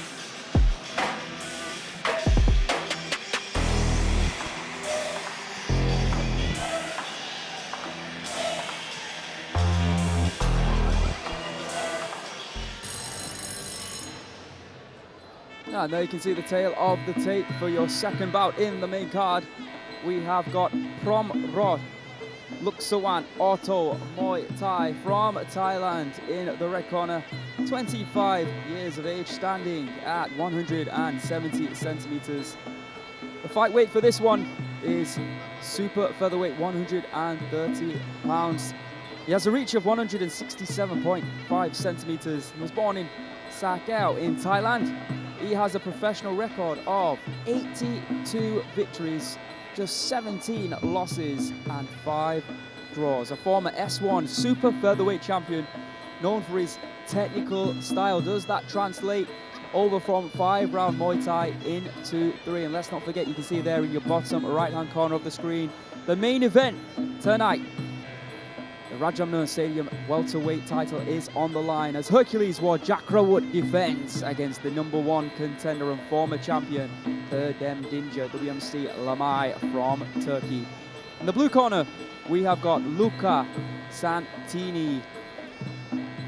Luca is 23 years of age, 5 centimeters taller than Promrob at 175 centimeters, weighed in at 129.9 pounds. His big reach, 184 centimeters, very long indeed. He's from Perugia in Italy. He has a professional record of 12 fights with 9 victories and 3 losses. Promoted by Jomkwan and has fought at their stadium a couple of times and won. Also experienced in 5-round Muay Thai as his Promrob, but he has a lot more experience in 3 rounds than the Thai. It's going to be an interesting proposition here for Promrob. A lot of people in the Muay Thai community will be expecting him to win, but like I said, 5-round Muay Thai, stadium Muay Thai is completely different than 3 rounds competing against a foreign fighter. Let's see if he can adapt. See a beautiful view here of Rajadamnern Stadium. If you are ever in Bangkok, Thailand, you got to come and watch RWS if you can indeed get a ticket, because it does sell out quick. All right, boys and girls, second bout of the evening. The debutant Promrob, Luca Auto Muay Thai from Thailand, taking on the Italian Luca Santini, fighting out of 7 Muay Thai. With the introductions, we have Mr. Beer.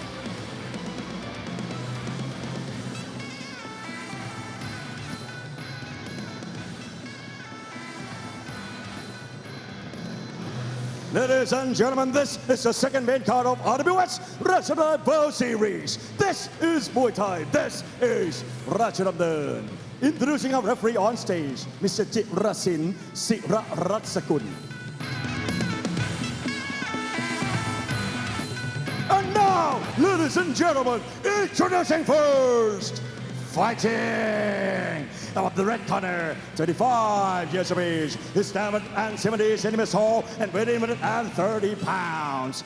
He holds a record of 82 wins, 17 losses and 5 draws. He's former S1 Super Featherweight Champion, representing Sornkhaw Province, Thailand. Let's hear it for Promrob Luca Auto Muay Thai.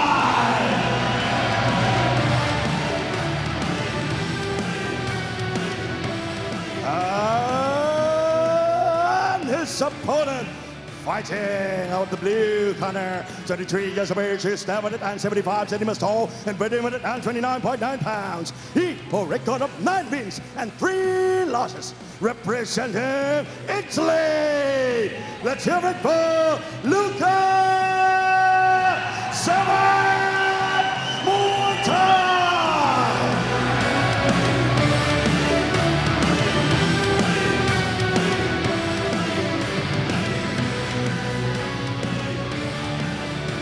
All right, here we go. Round 1 of the scheduled 3. Now a second bout of the main card here on tonight's RWS. The main event, let's not forget, is Hercules Warjacker, the welterweight champion here at Rajadamnern, taking on Erdem Dincer.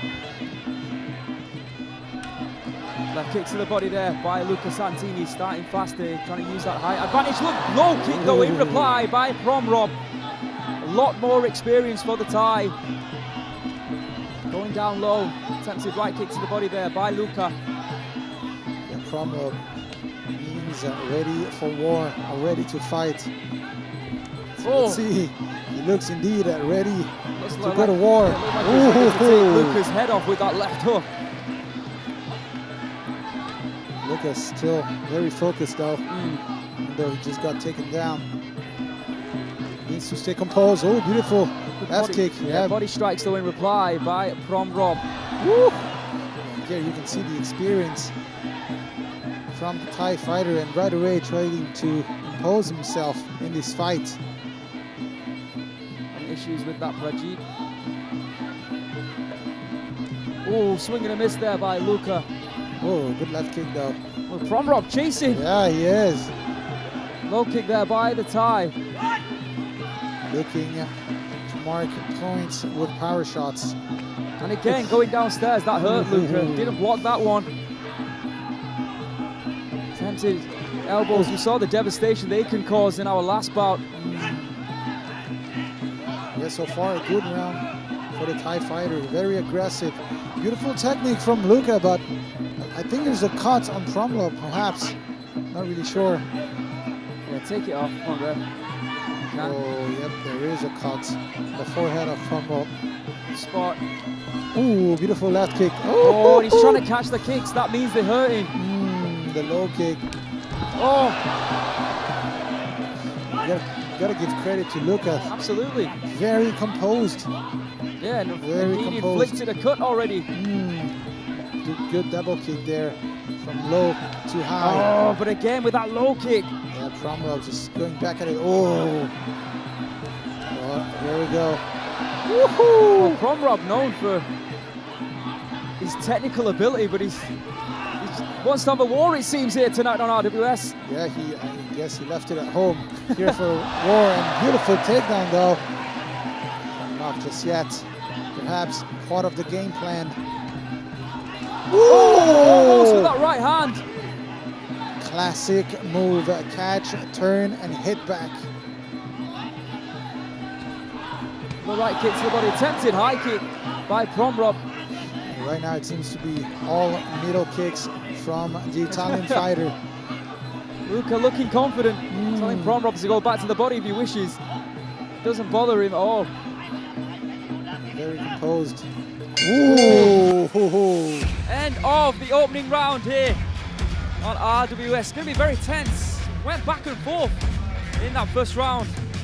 Cut inflicted by Luca, but some good low kicks by Promrob. There you can see the cut. They're going to have to work on that. Sorry. Let's have a look at the highlights from the round. Good low kicks, like I said, what we'll talk about by Promrob. But Luca, no slouch, good defending there on the back foot, and there was where he inflicted that cut. Could be a big worry there for Promrob if it's indeed going or flowing into the eyes. Interesting to see how the judges score this one.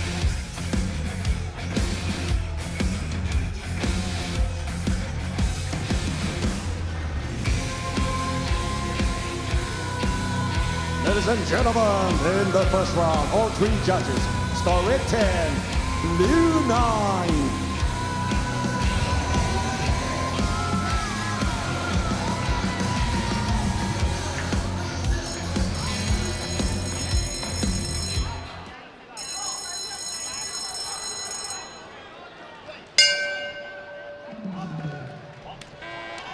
Good start to the round there by Luca Santini. Oh, close one.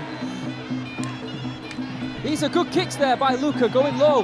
Yeah, we know Luca is a very technical fighter. High kick! And I feel like Promrob, it was a delayed reaction, but he actually was wobbling at one point. Yeah, for sure. Barely hitting the forehead, but yet hitting. Very interesting.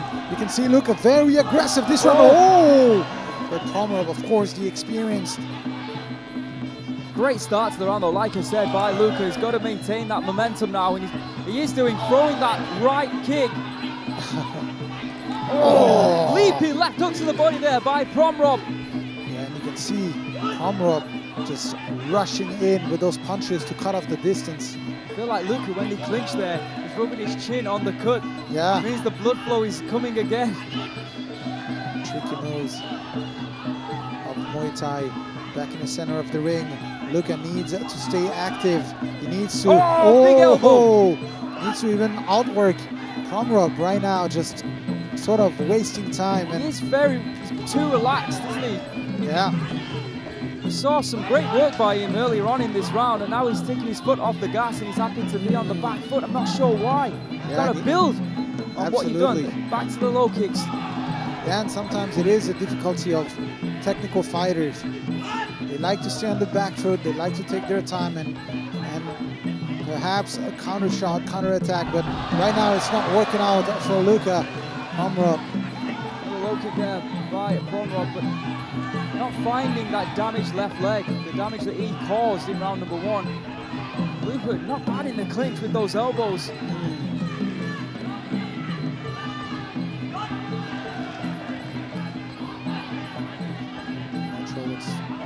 Poma was telling the ref. I think he was getting annoyed by Luca not fighting. Putting his chin on his cut. It is a part in Muay Thai. You see this happen all the time. Luca, only 40 seconds left in this round to try to flip it around. But so far, a good round for the Thai fighter. Wait, Luca's fighting like this is the 5th round and he's Yeah. up on the scorecards already. This is only round number 2.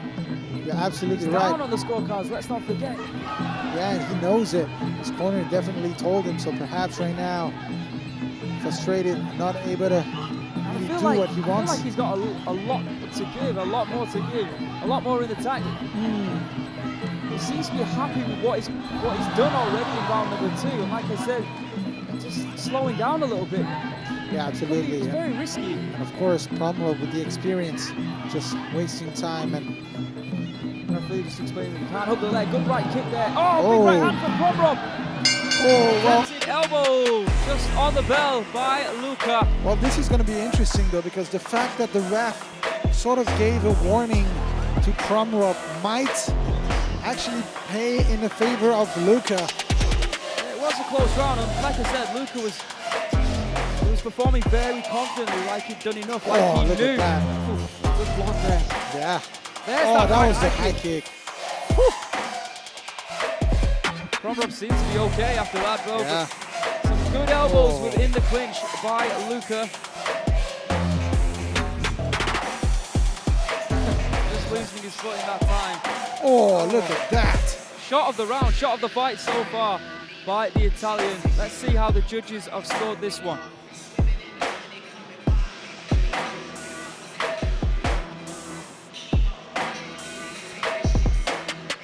Ladies and gentlemen, in the second round, all 3 judges score red 10, blue 9. For the total score, all 3 judges score red 20, blue 18. Pretty unfortunate, and we hope to see him back in a ring very soon. Of course, we'll have to see which maybe. path he chooses. Maybe quarter 3 or quarter 4, we'll see him back here in RWS. But in the meantime, it's up to Luca Santini to try and flip the script here and take this victory against Promrob. Good elbow there by Luca. This is what we want to see, more aggressive. Oh, and it's working so far. Good elbows. Good right knee there by Luca Santini. Where was this fighter in rounds 1 and 2? And it seems like the very first few seconds of each round, Luca comes out very strong. But after that, it seems like he forgets what his corner tells him and just goes back to what he wants to do. But so far, very good around. Good first 20 seconds. Big elbows. Massive elbows there. Clash of elbows by both these fighters. Promrob there with the right hand, trying to get rid of the blood out of his eyes. That was beautiful footwork there by Promrob, evading. Oh! Not evading that right elbow. Yeah, and Luca is doing exactly what he needs to do now. He needs a knockdown. Going after Promrob, indeed he should. Taking it to the Thai fighter right now. He's got absolutely nothing to lose anymore. There he comes again, looking for that left high kick. Off balance though, not able to find the head of Promrob. Promrob doing what he needs to do and grab a hold and run down the clock. He needs to use his hands and elbows. Ooh. Again, Promrob. Ooh. Oh, good knees there. Yeah. Oh! Man, great round here by Luca. yeah, absolutely. I'm actually surprised that the ref didn't give a warning to Promrob for doing a fault on the sweep. Let's see, Luca still pushing forward and the blood pouring down now. Oh, big elbow. Of course, he's holding on a lot and moving backwards, which we don't like to see here in RWS. And Luca's calling for him to move forward. The ref should actually say something to Promrob right now, in my opinion. I agree. For just going back. Oh, a lot of blood. This is the Luca we wanted to see early on. Yeah, looking for those elbow strikes. With only 50 seconds left, the time is running out. And he is running towards Promrob and the big elbow! And he's hurt! He's hurt! He's hurt! So. Luca going in for the kill. 45 seconds left on the clock as Promrob grabs a hold of him. This is a tremendous round by Luca. Promrob just surviving the round now and going backwards, the ref. Well, these seconds are not going to be in the favor of Luca though. So the referee just smudged that blood that got into the eyes of Promrob. Oh, and a big knee. Big knee. Oh, look at that, big. 20 seconds left on the clock. Oh, and Promrob the- holding. Oh, you know, he could take away a point. if he Yeah, wanted to. absolutely. The ref needs to be doing something. Another big knee there by Luca Santini. Oh. Just not enough time. Ran out of time, unfortunately. Promrob will take the victory. Where was that in round number 2? If he would have done that in the first and second round, yeah, it would have absolutely. been a completely different story. Yeah, and I'm not sure why he chose to go into the tactical game plan. I'm sure it's not something his corner told him, and we could see just now his corner being very frustrated, but Promrob going up on the ropes, he was actually just surviving the end of the fight. Yeah, in the end though, big round here from Luca. Like I said, with the fact that Promrob was constantly on the back foot in that third round, referee didn't give him a warning. He could have easily taken a point away from the way that he was fighting in round number 3, but unfortunately for Luca, he didn't. And Promrob was able to survive, and he didn't get the knockdown that he so desperately wanted, which means that Promrob will be getting his hand raised. Ladies and gentlemen, after 3 rounds of Muay Thai action, we go to the judges' scorecard. All 3 judges scored is about 29 to 28. Declaring your winner by way of unanimous decision.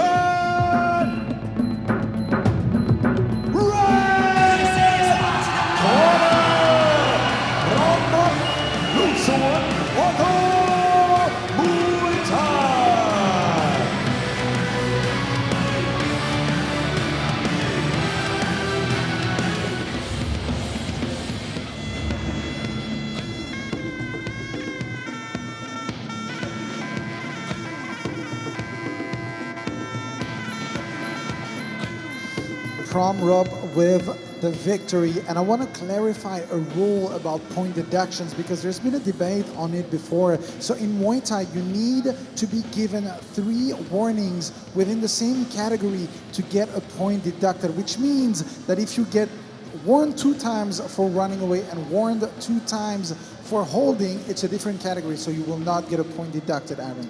Yeah, unfortunately for Luca, I think the first and second rounds, he took his foot off the gas. He started well in those rounds, but he didn't end the round great. And I feel like Promrob just snuck those rounds, well, in the eyes of the judges anyway. I think the second round could have gone either way.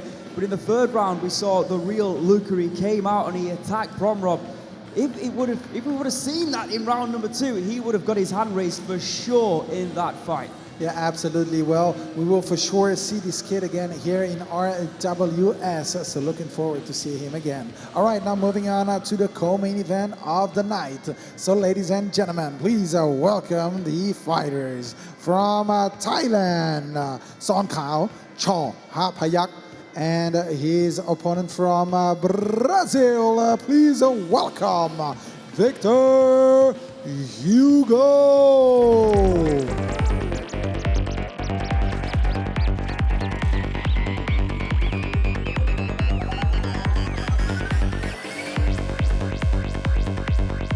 The big boys are back, born in right in Thailand.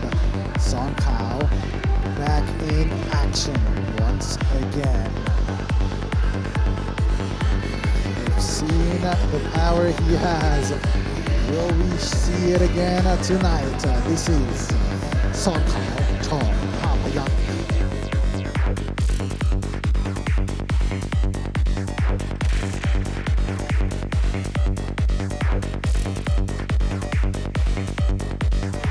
Making his debut here tonight on RWS. A fighter who's a former WBC world champion, Victor Hugo, has arrived. Big name, fighting out of Phuket Fight Club. He's done a lot in the sport of Muay Thai. He's never competed here. Tonight, we fixed that. Welcome, Victor Hugo to RWS.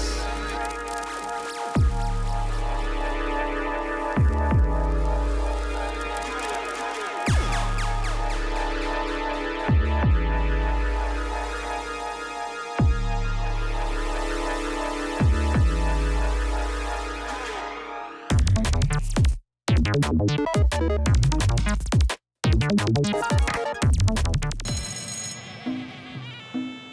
here you can see the tail of the tape for the co-main event, the third bout in our main card this evening here on RWS. Sornkhaw Chorhapayak from Thailand, 31 years of age, standing at 180 centimeters, weighing in on the limit at 162 pounds, just 2 pounds over middleweight.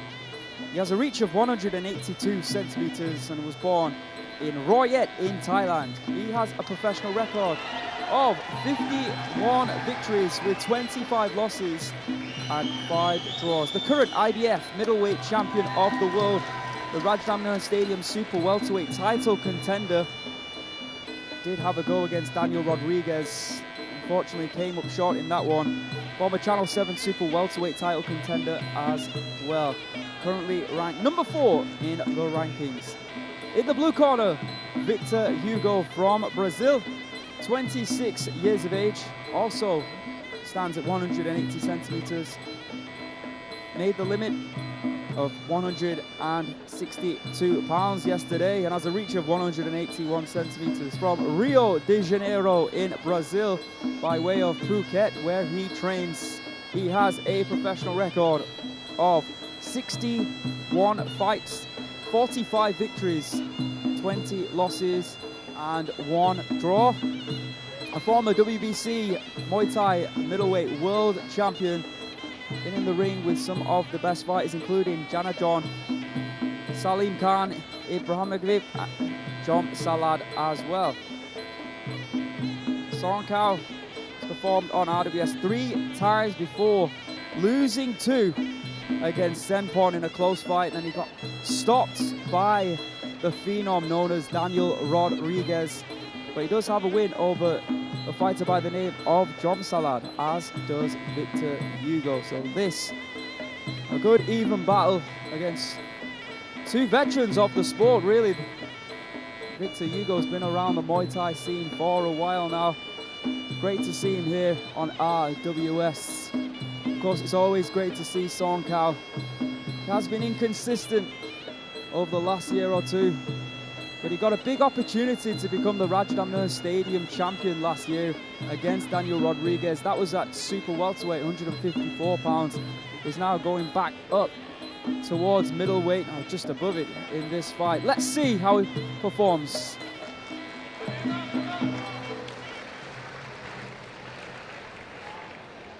Here we go, bout number 3.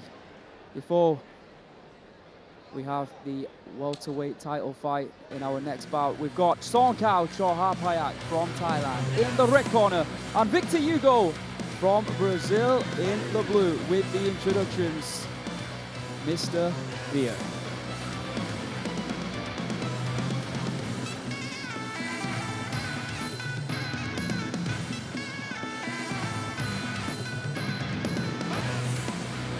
Ladies and gentlemen, this is the third main card of RWS Rajadamnern World Series. This is Muay Thai. This is Rajadamnern. This bout is brought to you by Train Rubicant. And introducing our referee on stage, Mr. Narin Ponghiran.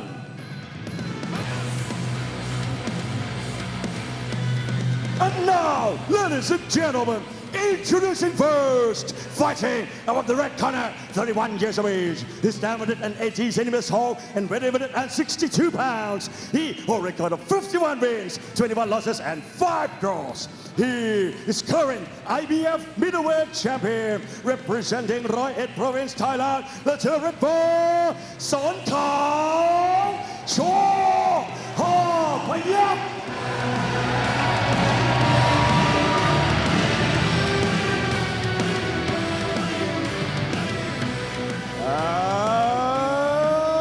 And his opponent fighting out of the blue corner, 26 years of age. He's 180 centimeters tall and weighing 162 pounds. He holds a record of 45 wins, 20 losses and 1 draw. He's former BBC Muay Thai middleweight champion, fighting out of Rio de Janeiro, Brazil. Let's hear it for Victor Hugo.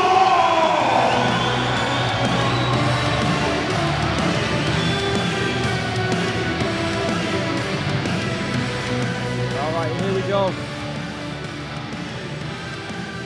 Thailand versus Brazil, 3 rounds.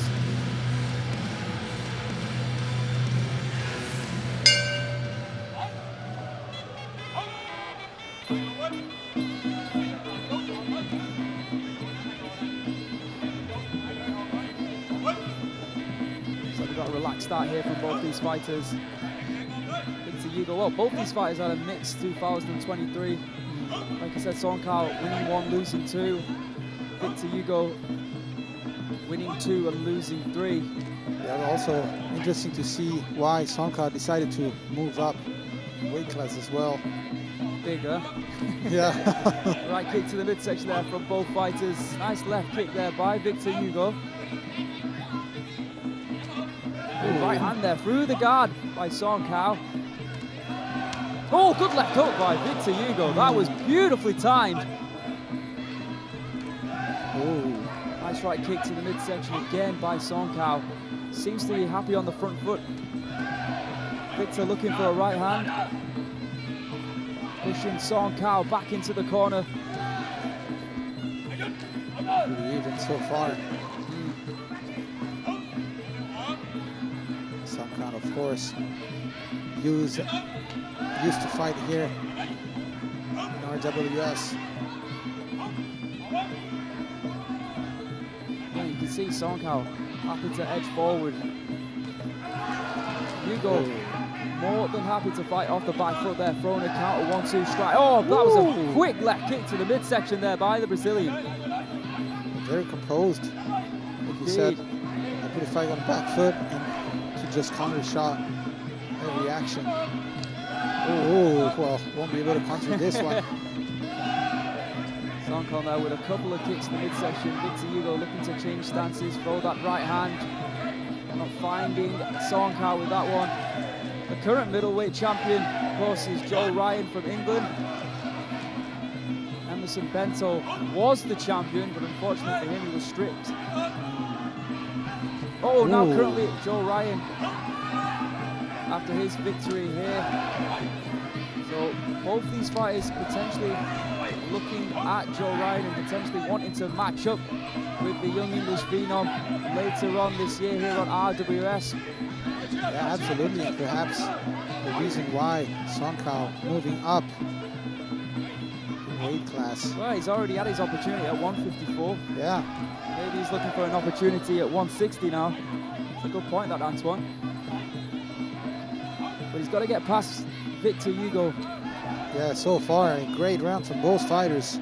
Pretty even. Oh! Oh! So the ribs there, an uppercut by Victor Hugo. I think he's fighting very well here. He is indeed. Nice stiff jab. Good low kick there by Sornkhaw. Another close round here on RWS. Not difficult to separate these two. Let's have a look at the highlights from that round. Neither fighter really celebrating as they went back to the stool. That was a good left hook there by Victor Hugo. Happy to play on the counter. But the judges looking at that, they're looking at the fact that Sornkhaw was dictating the pace and being the more aggressive of the two. Nice to see a nice right kick to the body. Stay with us.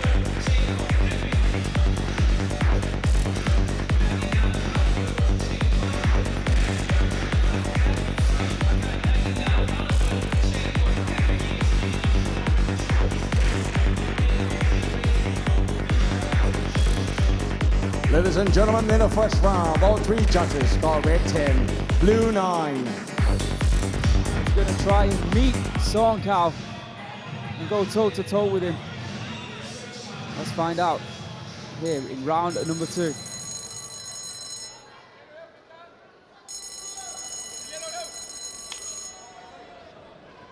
Sornkhaw taking his time here.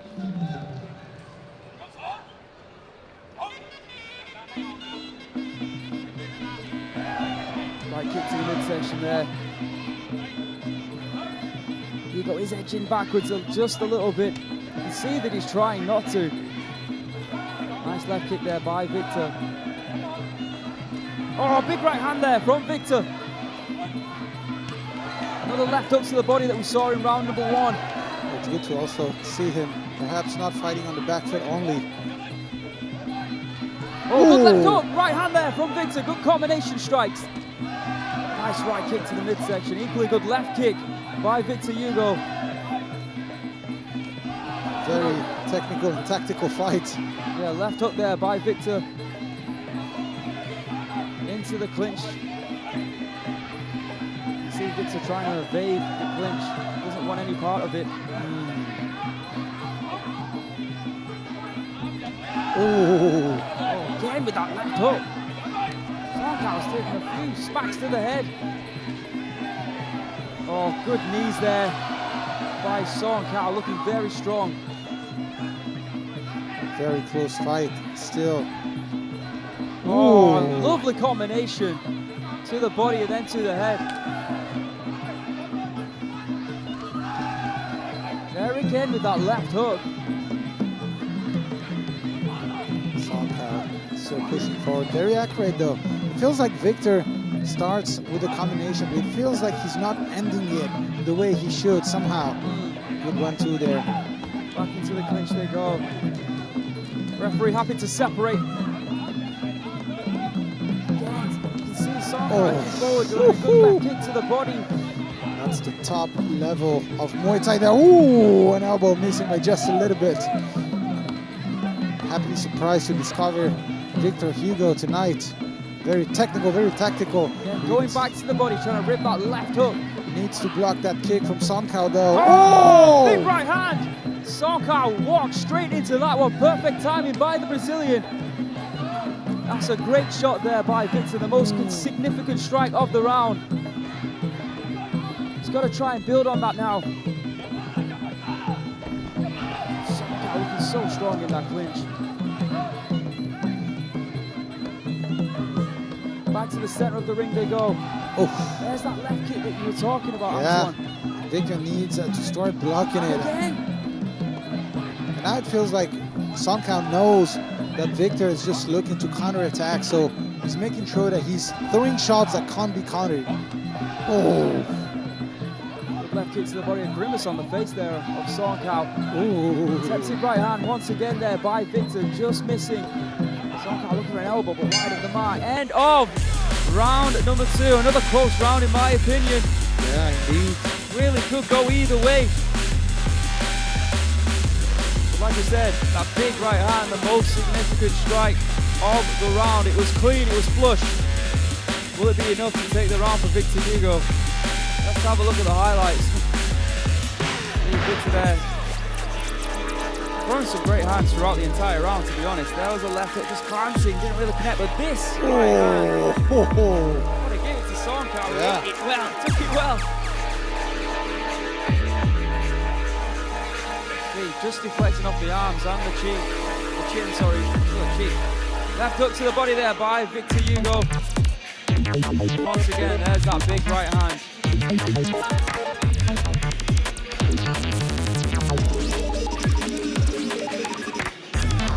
Ladies and gentlemen, in the second round, all three judges score red 10, blue 9. And for the total score, all three judges score red 20, blue 18. All right, here we go, third and final round. Let's not forget, next fight, it's the main event. Hercules Warjakrawut from Thailand versus Erdem Dincer from Turkey. All right, it's all or nothing now for the Brazilian fighter. Good left kick there by Sornkhaw. Sorry, right kick. Oh, looking for the elbow strike. Might have even connected with it as well. Yeah, Sornkhaw playing safe tonight, to be honest. Slowly but surely making sure that he's... Oh, and again with that right kick to the body. Yeah, I was going to say scoring with those kicks, and that's exactly what he is. He's got the perfect game plan to get the win and not get injured. Victor, on the other hand, I'd like to see him a little bit more aggressive, especially now in this third round. Well, the opening stages are about to say that he wasn't going to move on the back foot, but right now he is being pushed back. Whoa! Massive, massive right hand there from Victor Hugo, similar to what we saw in round number 2. But with more venom, with more power. And Let just Victor finish the job right now in round number 3. and just like that, Victor Hugo back in the game. He's looking for those hands. Oh, big swinging elbow there by Victor. Doing exactly what he needs to do right now. As it stands, it would be a draw. Oh, Victor again looking for an elbow. The time is now for Victor Hugo. He's just got over 90 seconds left on the clock. it felt the whole time like Victor was waiting for something. Well, there he is. Found it. Absolutely, big elbow again. Gotta separate here. Just like the Daniel Rodriguez fight, Sornkhaw is so susceptible to those right hands. Left hook to the body there by Victor Hugo. And perhaps Sornkhaw was getting a little bit too comfortable there. Very true, Antoine. This is the price to pay in Muay Thai with only just one mistake. But it looks like Sornkhaw is okay again. Looks like he's blown the cobwebs away. Well, the fight is not over yet as Very it true. stands Oh, right another now. good right hand there from Victor. Short range punches. 50 seconds left on the clock. Oh, good kick to the body there by Sornkhaw. He thought that, just like you said, Antoine, Sornkhaw was just going to ease himself to victory, but it wasn't to be. Great hands by Victor Hugo, knocking him down. Yeah, absolutely. I'd like to see Victor Hugo a little bit more aggressive, though. It's unfortunate that we didn't see that Victor Hugo in the first or second. Oh, big body shot again. Yeah, Sornkhaw now on the attack. What a great matchup this is. So close. What a fight. What a fight, what a war. And it looks like it's going to be a drawn fight here on RWS. I don't even remember the last time that actually happened. Tremendous war. Sornkhaw 2 rounds up. And then Victor Hugo, needing a knockdown, finds it in round number 3 to even the score. How about that? Let's have a look at the highlights. Oh, short, sneaky right hand. Just over the guard there. Sornkhaw looking for an elbow. Yeah. Unnecessary, really. He took Absolutely. the risk, and he paid for it. Oh, Ripping left hook to the body there by Victor Hugo, trying to chase that knockout in the end. There's that right hand from round number 2. Great fight. All right, let's get the official confirmation. Our MC in the ring.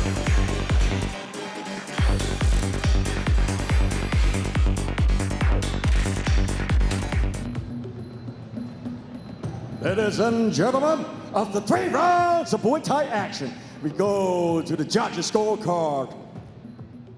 All 3 judges scored this bout 28 to 28. It's a draw! Ladies and gentlemen, all 3 judges declare this bout a draw!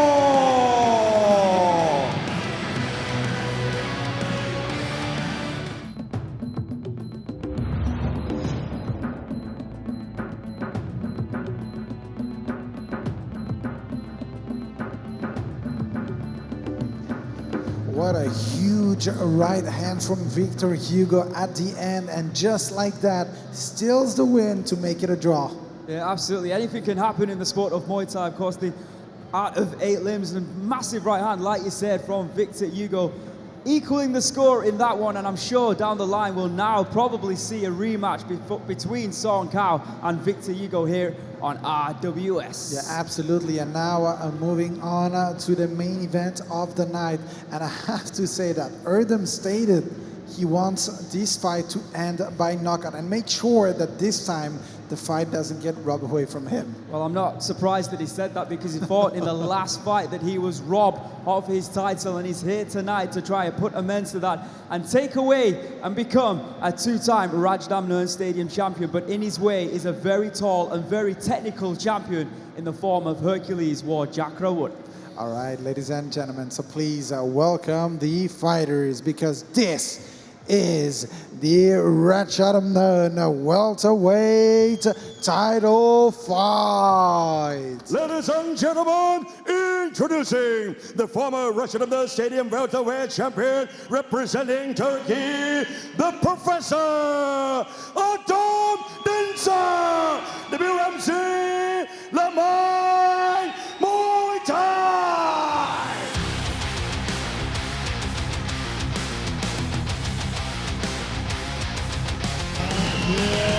He is the former welterweight Rajadamnern champion. The Professor is back in action to redeem his throne tonight. Born in Turkey. Can he redeem his title? Can he make it right tonight? This is Erdem Dincer, WMC Poma Muay Thai.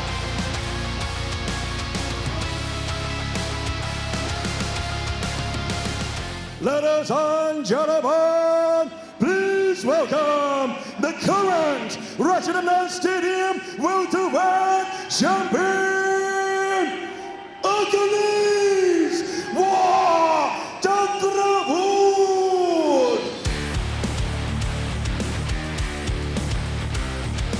Here comes Hercules, the champ is here. The man who shocked the world back in December, taking the belt away from the challenger here tonight. One of the tallest fighters in the welterweight division and the current Rajadamnern Stadium welterweight champion. Hercules Rajadamnern from Thailand. Big fight for Hercules, who is a two-time Rajadamnern Stadium champion, looking to defend his belt in his homeland. Right here, right now, the main event of this week's RWS.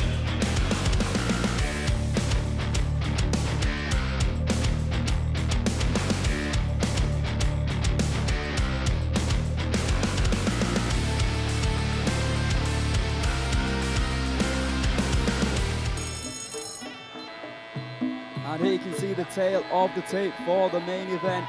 The Rajadamnern Stadium welterweight title, 147 pounds, is on the line. Introducing first the challenger, Erdem Dincer from Turkey. 22 years of age, standing at 172 centimeters.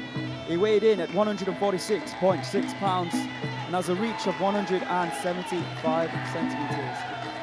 He was born in Saraya in Turkey, but he now resides in Samui and trains out of WMC Lamai Gym.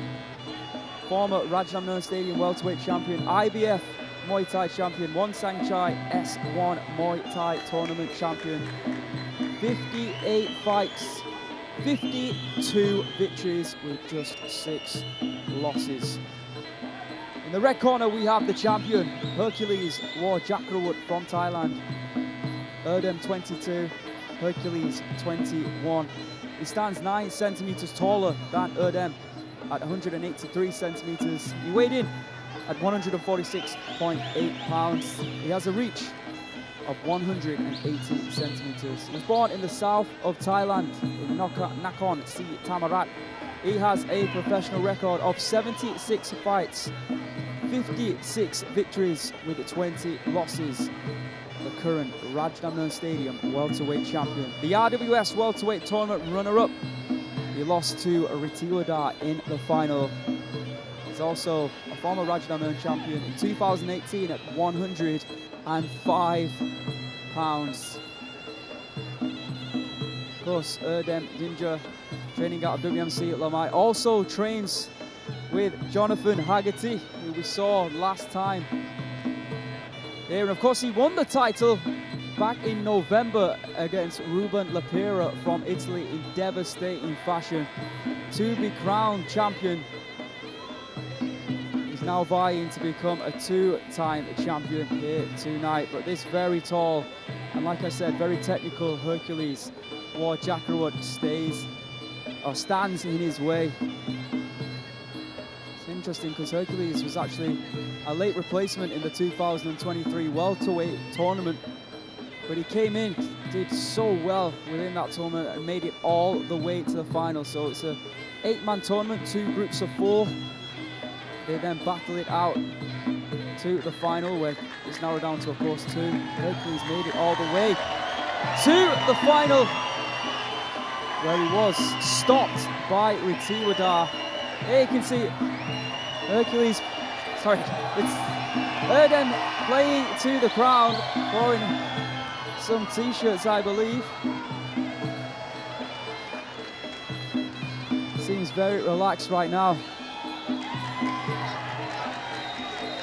He spotted some Turkish fans in the crowd as well. Of course, the majority of the supporters in the stadium will be supporting the champion Hercules War Jackal. Look, Erdem always so relaxed. I feel like there's no other place in the world he'd rather be than in a Muay Thai ring, competing at the highest level. And he's been doing so for a long time. Hercules, last 10, he is 7-3. 4-2 here in RWS. Only 2 losses to Sajjad, a former Rajadamnern champion, and to Retiwadar. Erdem, 8-2 in his last 10. 3-1 here on RWS. With the introductions for the main event, Mr. Beer.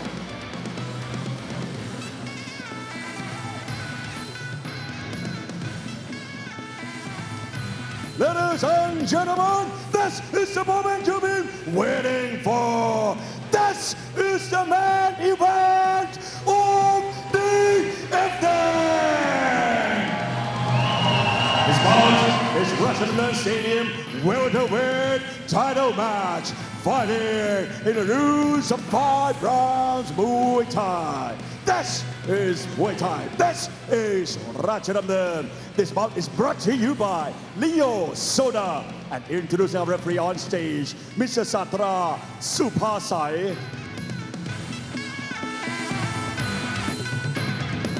And now, ladies and gentlemen, introducing first, fighting on the blue corner, 22 years of age, he's 772 centimeters tall and weighing 146.6 pounds. He already got 52 wins and 6 losses. He is one Songchai, is one Muay Thai tournament champion, an IBF Muay Thai champion, and former Rajadamnern Stadium welterweight champion, representing Turkey, the Shahinfar, the professor of the Dincer, the BMC Lamai Muay Thai.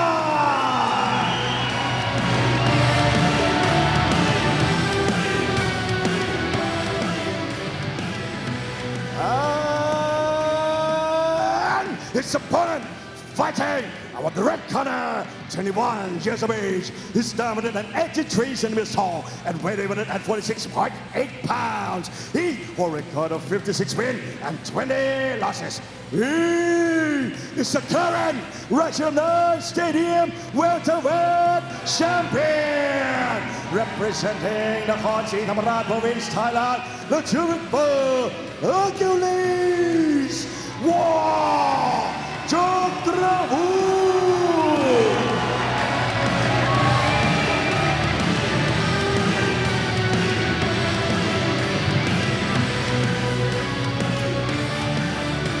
Main event time. It's Rajadamnern Stadium title fight time. 5 scheduled rounds in the welterweight division. The winner will walk away the Rajadamnern Stadium champion. And still or Anu, let's find out. Low kick there by Dincer. There's been a lot of criticism towards Hercules fighting on the back foot and not putting out a lot of action, but on the other hand, if he actually fight way too aggressive, he'll expose himself against Erdem, of course. We've seen the power in his hands. Yeah, you know, it's up to the referee to stop Hercules potentially fighting on the back foot. Hercules did exactly what he needed to do in that last fight. Yeah, You cannot absolutely. blame him for performing like that. If RWS and the referees are not happy with him moving backwards, then they have got to tell him themselves. You cannot blame the fighter. Left high kick there from Hercules. Hercules looks in tremendous shape this time, probably in the best shape I've seen him so good. far. Oh! Oh! Leaping left elbow there by Hercules. And a Oh! good left kick to the midsection by the Thai. But once again, you can see he's on the back foot. Fighting well off the back foot as well here, already in round number 1. Yeah, nothing that you didn't expect. Of course, Erdem, the more aggressive of the Oh! two. Little Ooh! left high kick there by the very tall Hercules. I was about to say, he's so tall. So tall, huge reach, and knows how to use it as well. Absolutely. Oh, beautiful exchange there. Of course, this will be a 5 rounds Muay Thai action for the title. Outside kick there by Erdem. Loves to fight in the pocket. Hercules Oh, not allowing him to do that. He has big power in his hands, big elbow strikes as well. good hands from Erdem, not connecting yet, but you can see every now and then. Oh! Left elbow there by Hercules, just off balanced. Yeah, I was gonna say, Hercules sneaking a few left kicks and knees here and there, and a beautiful elbow just now. Not sure if it connected or if it was just an off balance. But he has tried that technique a couple of times in this round, but you can see why. Something he's added to his arsenal. Another elbow shot there by Hercules. Yeah, Erdem needs to be careful on the way in. Oh, another good left Hercules high kick. way more active than he was in the first fight. Ooh! Of course, 5 rounds of Muay Thai action. It's a long time. 20 seconds remaining in the first. Ooh! Low kick there by Erdem as another high kick comes in. Another elbow. Left hook there attempted by Erdem. Back in the center of the ring. Erdem pushing forward. So you Ooh! can see Erdem leaping in there. But Hercules is countering with that left kick. End of round number 1. Similar to style of fight to what we saw last time that we saw these two in the ring. Hercules though performing very well off the back foot. But it was Erdem being the aggressor of the two. Let's have a look at the highlights. See Hercules using the right and left kicks. That height, that range. Going upstairs on a few occasions as well. Erdem will have to keep that hand held high to block those kicks. I feel like Hercules is going to be utilising those legs in every round.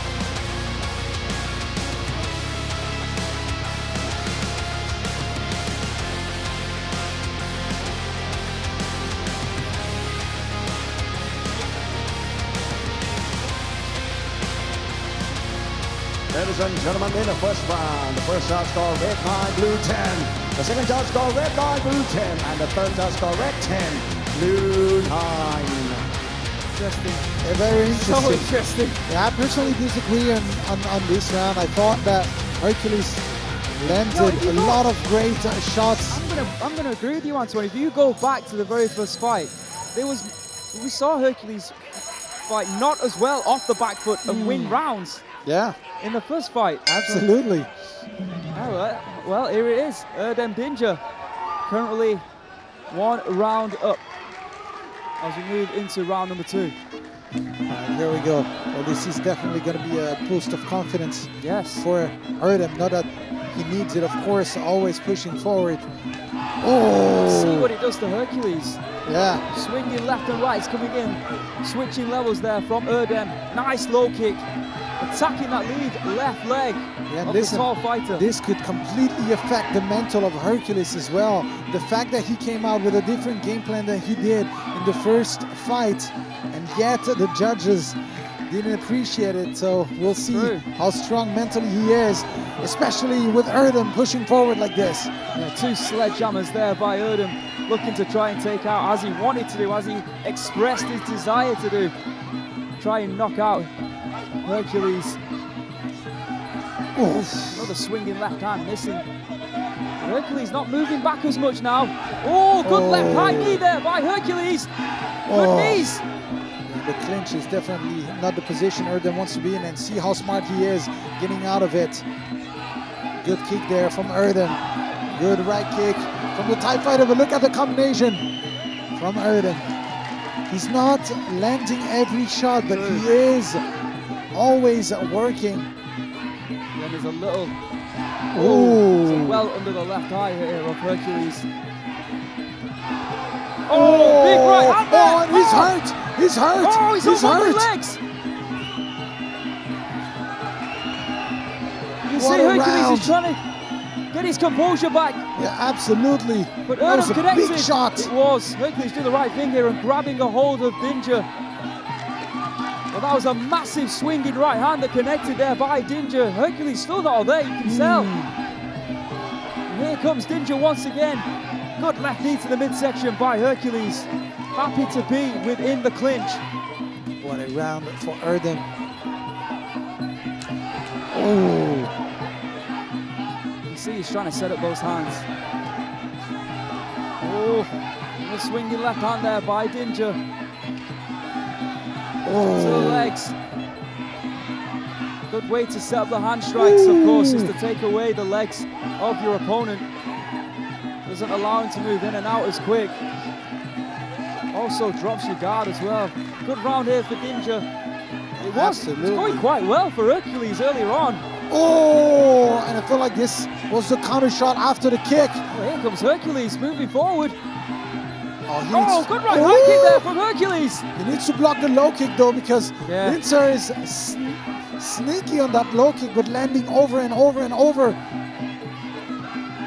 Oh, what a... Oh!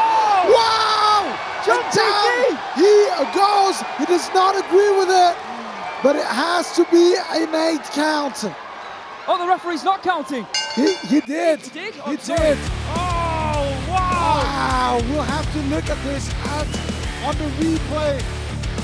Massive decision from the ref, of course, closer than we are. We'll have to look at it again. Well, he popped straight back to his feet. Oh, it it's had to flush. be. Yeah, it was. How did he And survive that? Oh, my look at goodness. that. Even though he did get up real fast, but oh my God, look at that. Yeah, you call that. I don't care how quick you get back to your feet. That was a knockdown, It has not to a be push by down. the rules. It has to Was be. off balance. Sensational. Wow. Just when he rocked Hercules as well. Hercules right in the final stages of round Oh. 2. Woo!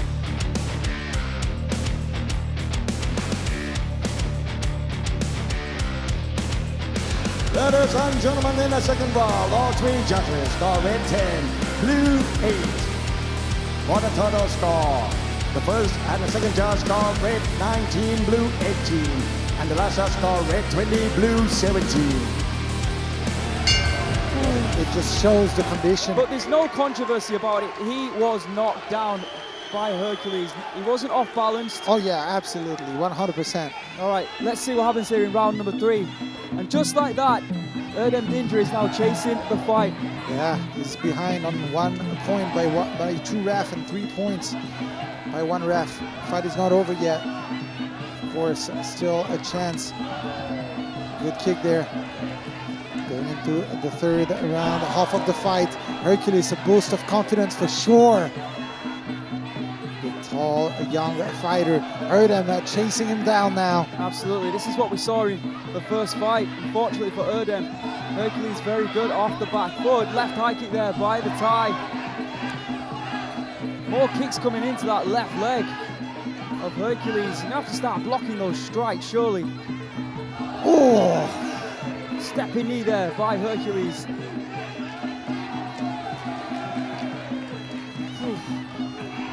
Erdem still pushing forward. Oh, right high kick. Yeah, he can't be making mistakes like this. Hercules really, sorry, Erdem struggling. Good inside kick there. Body strike there by Dincer.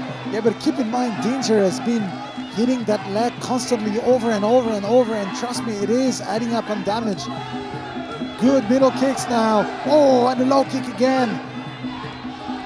And a fighter that can fight in both orthodox and southpaw. Oh, good kick from Hercules. Dincer not moving at all off that kick. Yeah, and again, evading the punches is Hercules. So far, a great round for Erdem, in my opinion. That's a good point as well. He doesn't have to knock out Hercules. Yeah, he just does has to not. win the remaining rounds. Absolutely, absolutely. We're only halfway through. Into the corner we go. Now this is going to be very interesting the way the judges scored this round, because of course in traditional Muay Thai and not round by round, the fighter who's got an 8 count is usually the one who's almost guaranteed to win. But now round by round it's going to be very interesting, because so far it's all Dincer. Big hands there by Dincer. Oh, big uppercut there to Hercules. And if they scored it in the favor of Erdem in the first round, this round has definitely got to be in his favor as well. The only thing I would say is the kicks to the body. Yeah, absolutely. By Hercules, like that. Exactly. Again and again and again. Sneaking in every now and then. Yes. There's Good not a lot of damage. Mindset right now. Yeah, very interesting. Not a lot of damage, like I was saying, but sneaking those kicks here and there and here and there again. The round seems to be closer and closer, 5 seconds by left on the clock. Very, very important round to judge this. Oh! And last another strong finish to the round there by Hercules. Yeah, and a round that might go in his favor as well due to the last few seconds of the round. Very interesting. Let's have a look at the highlights from that round. Dincer, of course, pushing. Putting a lot of pressure on Hercules with beautiful low kicks by Erdem, but he was constantly looking for that left and right hand. He found it that time, but for a lot of the round, he didn't. In fact, Hercules found some great kicks to the midsection. Oh.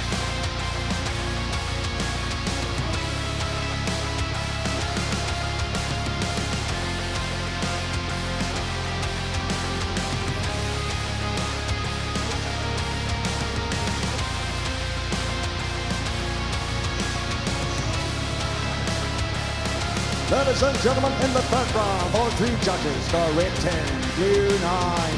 And for the total score, the first and the second judge scored red 29, blue 27. And the last judge scored red 30, blue 26. Again, Dincer, judge number 3, scored it in favor of Hercules all 3 rounds.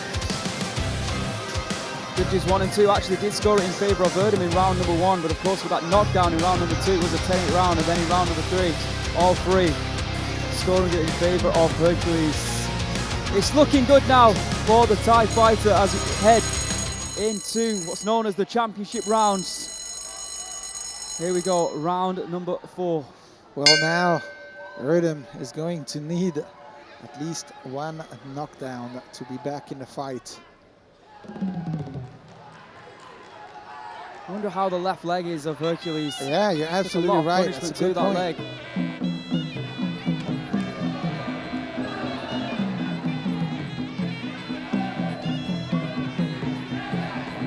Oh, big right hand there from Hercules. It's even better now for Hercules. We saw how comfortable he is on the back foot in the ropes. Knee as well there by the Thai fighter.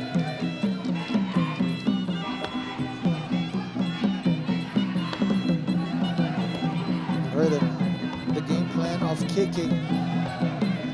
Not entirely sure if that's what he needs right now, as he does need to knock him out or knock him down. Very true. The champion on the back foot. Just, woo! Time running out here for Dincer. Again, looking for that left elbow through the guard. Another left kick to the midsection there by the Turkish fighter. Oh, left hook there by Erdem. Yeah, I think he's caught, Oh, yeah. Oh, on the nose as well. It's not gonna be a good for Erdem. That's not what he needs, that's for sure. Oh, big shots there. We saw it in the second round. He did hit Hercules, he did hurt him. We need him to bring that back. But the champion, very composed. And Trying to see now, if there's a cut on Hercules' eye as well, or is I'm not blood sure. from Erdem. there might be. Oh. Hercules now running down the clock. But it's on the nose like this. I'm not sure if his nose is broken or not as well. Could be. Good point there. That makes you question how Yeah. easy or difficult it is for him to breathe at this moment in time. Yeah, absolutely. And how painful as well, because when it's on the nose, it's never good. They get a better angle so far. Erdem is just walking forward without really being able to connect anything. And Hercules so confident, so composed now. Of course, up ahead on the scorecard, just looking to hit and move. Yeah, and Erdem, he cannot find him. And Erdem asking for a fight. Hercules gives no care about it. He's up ahead on the scorecard. That high kick. 30 seconds remaining on the clock, and it must be so frustrating for Erdem. Oh. And to be honest, at this point, Hercules doesn't even need a two-round round. Very true.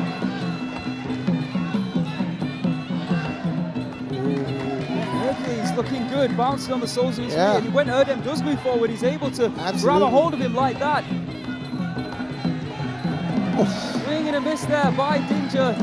So frustrated here in round number 4. He needs to stay in the game, and let's have a look at this injury. Oh, nasty. Yeah, it's broken. It's definitely broken. Oh! Let's have a look at the damage to Hercules. You can see the left eye starting to just swell up just a little bit. I'm not sure if there's a cut, or like I said, it was just the blood from Erdem Dincer. Let's have a look at the highlights from that round number 4. Beautiful right hand there from Hercules. There was that left kick just glancing off the cheeks. There's the elbow strike that might have broken the nose of Dincer. Both connecting with hands that time as well. Oh. Stay with us.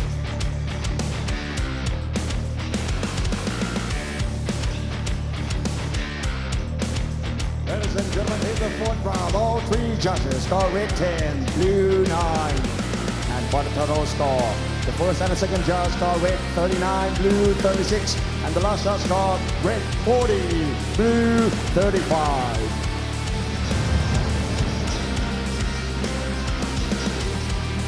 Judge number 1 scores at 39-36 for Hercules. Judge number 2, 39-36. Judge number 3, 40-35.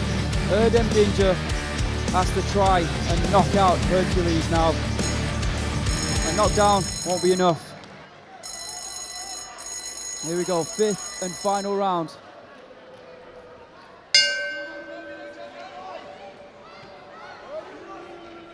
I have to say, Hercules getting back to his feet, looking the fresher of the two. This is round number 10 between these two over the course of just 2 months.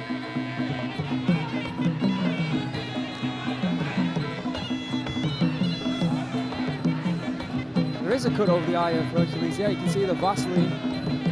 Surprised actually Dincer didn't go back to that left leg in round number 2, but see when you're trying to knock someone out, when you're so desperately trying to make a statement, you want to go to the head. Hercules moving really well.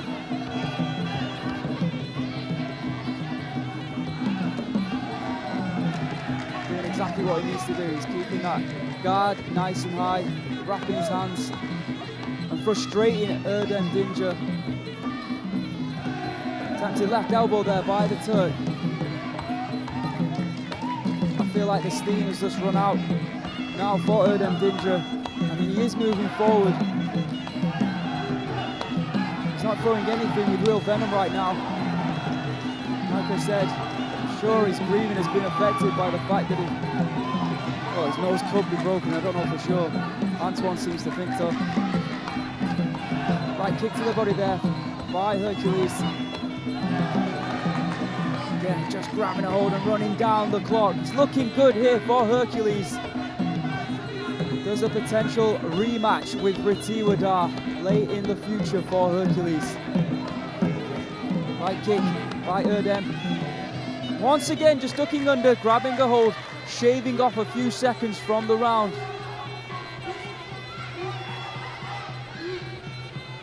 Once again, ducking under. He's making this look very easy, if I'm being honest, in round number 5. Of course, that big, flying, spectacular knee. A big part of what happened in this fight in round number 2, where Erdem Dincer was looking good and may have gone 2 rounds up. That just grew Hercules' confidence within this fight. And in the end, oh, good left elbow there by Erdem. Sneaking that one through. Just under 1 minute to go here in this title fight.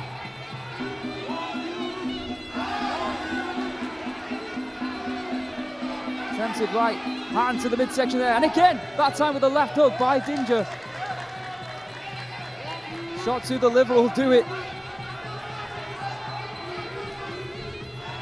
Does he have enough energy to create enough power to create that one Hail Mary that he needs right now?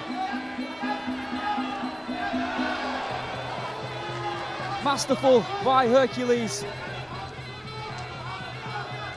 As he takes a look up at the clock, he'll notice that there's 5 seconds left. And there it is. Hercules Warjakuwut remains the champion here at Rajadamnern Stadium. And once again, Erdem Dincer will be a frustrating figure, but this time I think that Hercules is more concrete, especially with that knockdown. ABC Jessica, the partner of Erdem Dincer, supporting him to the end. Erdem Dincer will be back, of course, and he will, of course, do his best to try and climb the rankings. The second defeat for Erdem Dincer here at Rajadamnern Stadium. Hercules, there, that second round, big part of how this fight played out. That incredible flying knee knockdown. I don't know how Erdem Dincer was able to get to his feet. He is tough. But after that, it was pretty masterful by the champion, who will indeed remain the champion here at Rajadamnern Stadium. Beautiful hands there by Hercules. It took him a while to grow into that frame of his, but now he's looking incredible fighter at this weight, at this height. All right, let's get the official decision of our MC in the ring, Mr. Beer.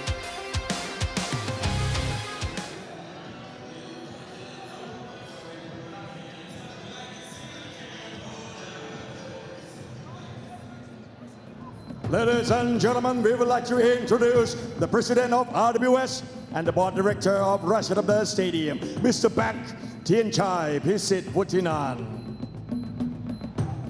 And now, ladies and gentlemen, of the 5 rounds of Muay Thai action, we go to the judges' scorecard. The first judge scored is about 49-45. The second judge scored 48-46. And the last judge scored 50-44. Declaring your winner by way of unanimous decision. And still, Rajadamnern Stadium, welterweight champion, red corner, Hercules Warjakuwut.